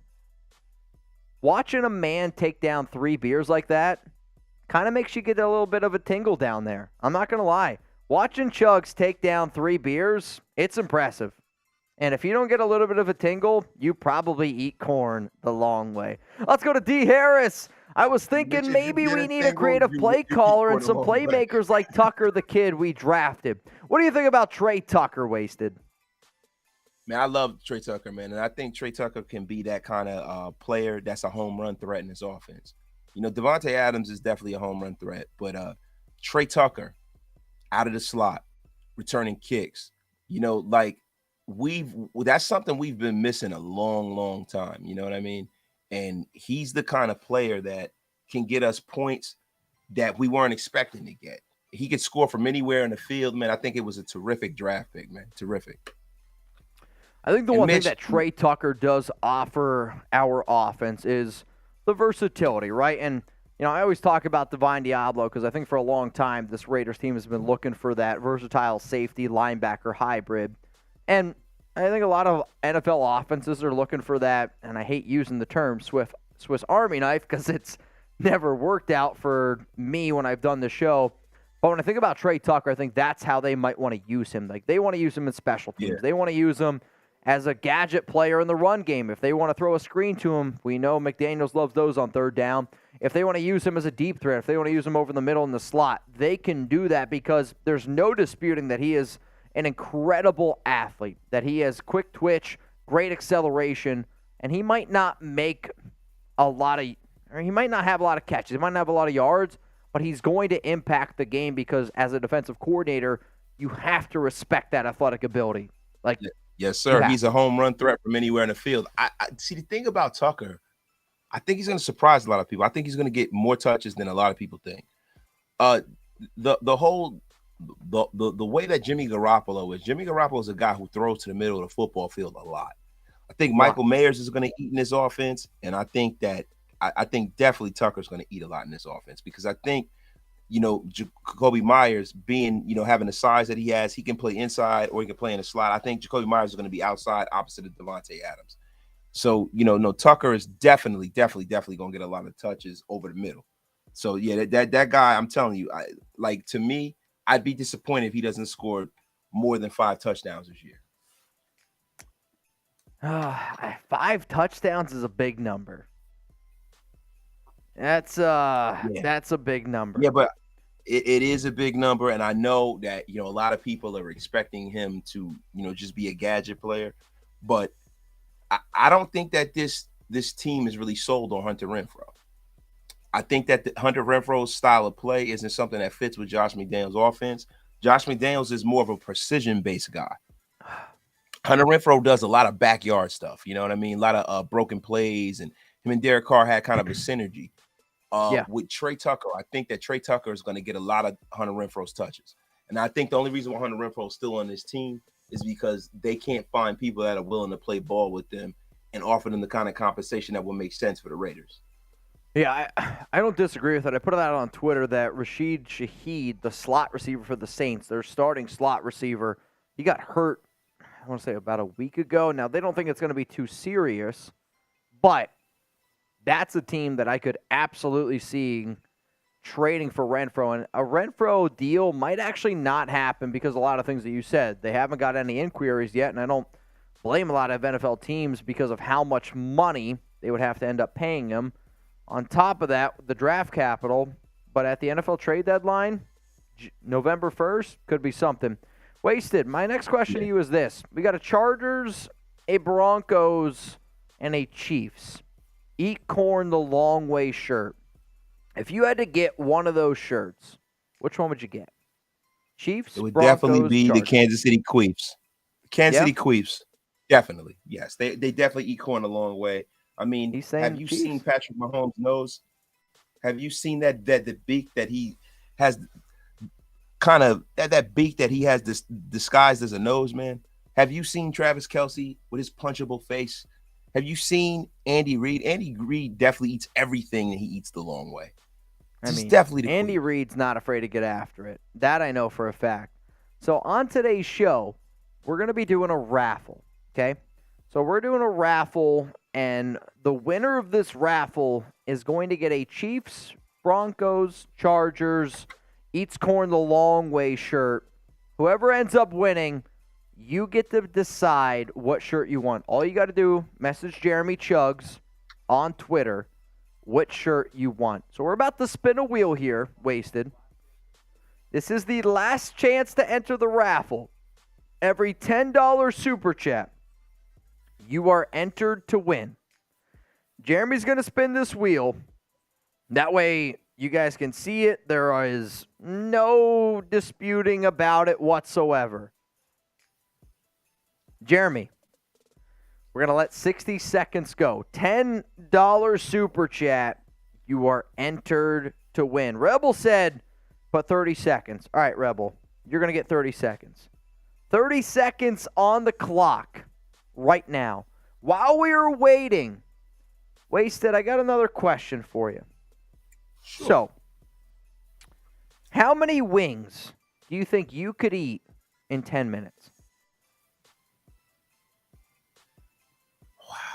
Man, probably about like 12. 12? 12 to 15, man. Mitch, listen, Mitch, you are a machine. I had no doubt that you were going to win. I appreciate that. I had that. no doubt. People kept saying that, it was going to be Jermaine and Luminor. I said, listen, let me tell you something. Mitchell Renz is a machine. I said, really, to be honest with you, if you're going to have an eating contest with Mitch, you'd have to bring in, Joey Chestnut or Kobayashi to deal with Mitch because he's on another level. So probably those guys about would 12. embarrass me. Yeah, And those I guys, mean, that's like an actual sport, right? oh, That they have like they actually train to do that. That's an actual sport, man. So yeah, no disrespect to what they got going on, but yeah, I mean, listen, man, you it's have on a slayed the whole dragon 2 times. it's So on a whole nother level. When you get to those competitive eaters, I mean, they would embarrass me beyond belief because they're insane. I mean, I used to go to the Philadelphia Wing Bowl, which you should honestly, actually, I don't know if they do it anymore. You should go to it. People would Yeah. eat a stupid amount of wings. Also, Brian Oakley, he's in. If he ends up winning this, I'm going to laugh unbelievably hard. Chugs, once you add Brian Oakley, let's spin that wheel. We're going to give Wasted one more question, and then that's going to be the end of Raiders Friday Happy Hour. Wasted, much love to y'all. We're going to keep you on here for a little bit longer. Much So, love to you too. Chugs. And Mitch, thank you for getting me drunk because I am definitely wasted. I feel like I am in the Matrix right now. Really? I appreciate you, Mitch. Yeah, it only takes 2, man. I didn't eat anything all day. I've been doing intermittent fasting. I'm working out like crazy. And Hey, I've been doing it too. I am definitely drunk. Beautiful. Already. Hey, shout out to Wasted Talent. I mean, we got to get you on here for a game day then. That's on a whole nother level. Whole nother level.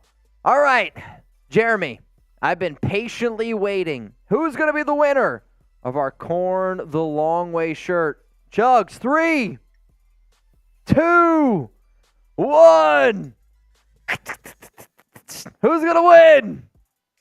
It's Wheel of Oh, Fortune, man, baby. the anticipation. John Borelli. Oh, Dustin. Rebel Rebel Montana. The great Hey. and powerful Rebel Montana, baby. Rebel Dude, Montana is the winner. Shout Dude, out this is to Rebel. unbelievable. Rebel, message Jeremy, though I'm pretty sure we already have a lot of your shipping information. But let's do it anyway. Raider Kiko says congrats. Everybody give a huge shout out to Rebel, one of our MVPs here as always. On the Raiders Report, Dustin, he's so upset. Dustin, it was close. But hey, you know what they say. My bad, Dustin. I didn't know the assignment. I messed up, Dustin. My fault. False start on me. Hey, I'll tell you this, though. If you guys want to get your hands on a Corn the Long Way shirt, go to chatsports.com/corn and get your hands on some Raiders Report, chatsports.com/corn shirts. You can get in Chiefs, you can get in some Broncos, maybe a little Chargers on top of that as well. All right, Wasted. Before I leave y'all today, let's do one more question here on the Raiders Report. Chugs, what is the question? I don't know what the question is yet. Here we go. Do you want the Raiders to sign Marcus Peters? Give me a type S for sign, type P for pass. What do you think, Wasted? Do you want the Raiders to sign Peters? To be honest with you, man, a lot of people want him to be signed, but I'm gonna be honest with you, man. I don't know how much Marcus Peters has left in the tank. I don't know whether or not he can recover from the knee injury that he had the previous year in 2020. He didn't look good last year. And, when I look at what happened with Chandler Jones, we signed Chandler Jones under the guise that, that was just an anomaly and he's going to make a big comeback. But guys that are that long in the tooth normally don't, improve. And they normally don't come back in and kind of right that wrong of that bad season. They kind of careen out of the National Football League. So to be honest with you, I'm not really super in favor of Marcus Peters playing for the Raiders because, and I know this has nothing to do. We had an argument the other day on my show. We'll grab. I don't want to see anybody get signed besides Josh Jacobs because Josh Jacobs is an integral part of this team. Well, Marcus Peters, he's a guy that if he comes in, people are hoping that he could be a mentor. He might not want to play that role. And I would hope that some of the younger guys we have on the roster play better than Marcus Peters played last year. Marcus Peters played terrible last year. He got cooked last year. So to be honest with you, I'm okay on the Marcus Peters. So I think The Marcus Peters deal is more so about nostalgia, and it's about the fact that he's from Oakland, and people have always wanted Marcus Peters to be a Raider. But at this point, I don't want Marcus Peters at 30% of what he used to be. I want the old Marcus Peters, and we're never going to get that. So I'm cooling it. No, I don't really want the Raiders to sign. I would rather them go out there and sign a player that's a veteran, that's a little younger, and that's a little healthier. A lot of the things that you brought up, I 100% hear you, right? He's coming off career worst year, coming off a season that he did. He greatly, greatly struggled. There's no doubt about that. My thing is, though, I look at the tape, and when he played in like zone coverage compared to when he played in man, it was a lot better in man. So he was targeted 28 times last season in man coverage. Gave up 12 receptions, 183 yards, quarterback rating of 81.2. I believe that Patrick Graham, and this is kind of what he's done his entire career, has done a lot of press man, man-on-man, giggity. I'm going to bring 4. I'm going to drop back the rest of the defensive players. Hey, keep holding that thing up, man. And I think Peters, if they use him correctly, can be a good player. And I'm hoping that Peters can be the type of player that Duron Harmon, that Casey Hayward was for this team, where they could be mentors. I'll admit that Duron Harmon and Casey Hayward are players that I would tab as being a lot better mentors than Marcus Peters. But at this point, I'm hoping that it's a lot better. Also, before you leave, I want you to see something. I know we're having a Marcus Peters discussion here, but the Raiders report did take down our Dolphins channel here on Chat Sports. And oh my gosh, somebody owes me a beer bong. That's all I know. So we got somebody in the background here. They're going to clean out a little bit of a beer bong. They're going to knock one back. My last favor that I can ask from you is if you could please, if you got one more shot in you, one more. We're going to do a shot together. We got our Dolphins guy. He's about to pop on this show, and he owes me a beer bong. So, you guys are cool with that. I hope you guys are okay with that. And then we will end Raiders Friday Happy Hour. So, as long as you got it poured up, what are you sipping on right now? Woodson Whiskey. Shout out to Woodson Whiskey. Little Woodson Whiskey. It's always Woodson Whiskey in the place to be. I don't know if I can hold it up on Chat Sports, but Woodson Whiskey. You're good. Man. Yeah, listen, man, Woodson Whiskey, guys. So for one time, Chat Sports was the largest, supporter of Woodson wines in the world. So my boss is a big Michigan fan, so he loves himself some Woodson. So you don't got to worry about Woodson. But, yeah, big supporters here. We've had some Woodson whiskey before. I don't know what's going on out there. That's a... You got it? What do you got in there? Happy Dad? Coors Light. Man, Happy Dad did not. Oh my goodness. Raiders! Yes, sir. Oh, is that my guy? Is that my guy? Wasted Talent? That's Wasted. Hey, Wasted! What's up, bro? So this is What's up, brother? Yo, Will? man, listen, I love the outfit. I wish I could hear him. That's all right. He said he loves the outfit. Oh, nice, dude. So here's what he's going to do. He's going to knock back a beer. Raiders took home the win today over Dolphins today. Good stuff. Good stuff. Can we get some Raiders going in the chat right now? I appreciate the fact that he's knocking back a beer. I don't know if I've ever seen Will take back the Merbonga in a Dolphins costume.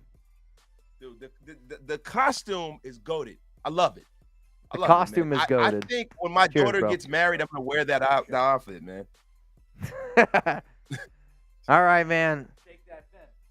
He's going to shake his fin here, which I was hoping he was shaking in the frontward way. But here we go. All right, Wasted. Before you get out of here, before Jeremy and Chugs and I get out of here, first off is this. I want to wish you a very happy Father's Day. I've been doing this show for a long time. You're a much better dad than Graphic, and you can tell him that I said that. And on top of that, no, I'm just playing. I love Graph. You all know. But seriously, happy Father's Day to you. I hope you have an incredible weekend. I know you said, it's every day is a Father's Day type of thing. But one thing that I want you to do is tell people where they can find you, tell people where they can follow you, get more type of Raiders content, and I hope this isn't the last time that you've joined the Raiders Report. Hey man, listen, man. Whenever you send the bat signal up, Mitch, I'm here, man. And as far as me, I'm at Raider Nation Unlimited, featuring Wasted Talent. It's at Wasted Raiders on YouTube and on Instagram, Raider Nation Unlimited. On Twitter, I'm at Pod Wasted. And also, Planet Raiders. I am the head writer at Planet Raiders and one of the owners of Planet Raiders. And if you guys want any written Raider content, we also have that going on over there too. We drop daily articles, and we're on the ground floor. And we're trying to take over being the pulse of Raider Nation as it comes to the written standard. I'm really going to transition more into writing because it's something that's a passion of mine. And also, I think the nation needs written content that is more geared towards the Raiders. That you have all of these sites out there that they talk bad about the Raiders, and they have guys that don't know the team and they don't understand what's going on, but you don't get that at Planet Raiders. The prerequisite to you being able to contribute to Planet Raiders is for you to be pretty much a Raider fan. You know what I mean? And then secondary to that is knowing what you're talking about. That's it. Anytime you guys drop an article, if you're like, hey, this is something that you guys should maybe talk about, don't be afraid to throw it my way. I can't always guarantee that it's going to make it on the show, but I'm at least willing to consider it. We can talk about it. If you guys haven't already seen, put Wasted's YouTube channel down in the comments. Go subscribe to my guy. Provides a lot of great content, a different perspective, and I think at the end of the day, whether him and I agree, whether any of us agree here, I think it's the ability to have the conversation, and not only have a conversation, have an adult conversation, which is going to go a long way. So the way that I want to end today's show is we're going to do a shot here for Father's Day. Appreciate all of y'all out there. Much love to everyone who tuned in today. Shout out to Jeremy Chugs and Wasted. We're going to do a shot, and we're going to end today's show. Cheers to you, man. Yes, Thanks sir. for joining. Cheers to you, man. Thank you, brother. You Cheers, ready? bro. All right, Nation. Peace out to all of y'all. Have yourself a hell of a weekend. The next time I'll see all of y'all live here on the Raiders Report, 6 p.m. Eastern Time, 3 p.m. Pacific. That was Raiders Happy Hour. Got a lot of awesome stuff in the tooth, I think is what Wasted would say, on Tuesday's show. So don't miss out. Make sure you hit that subscribe button. Make sure you turn on those notifications and have yourself a hell of a weekend.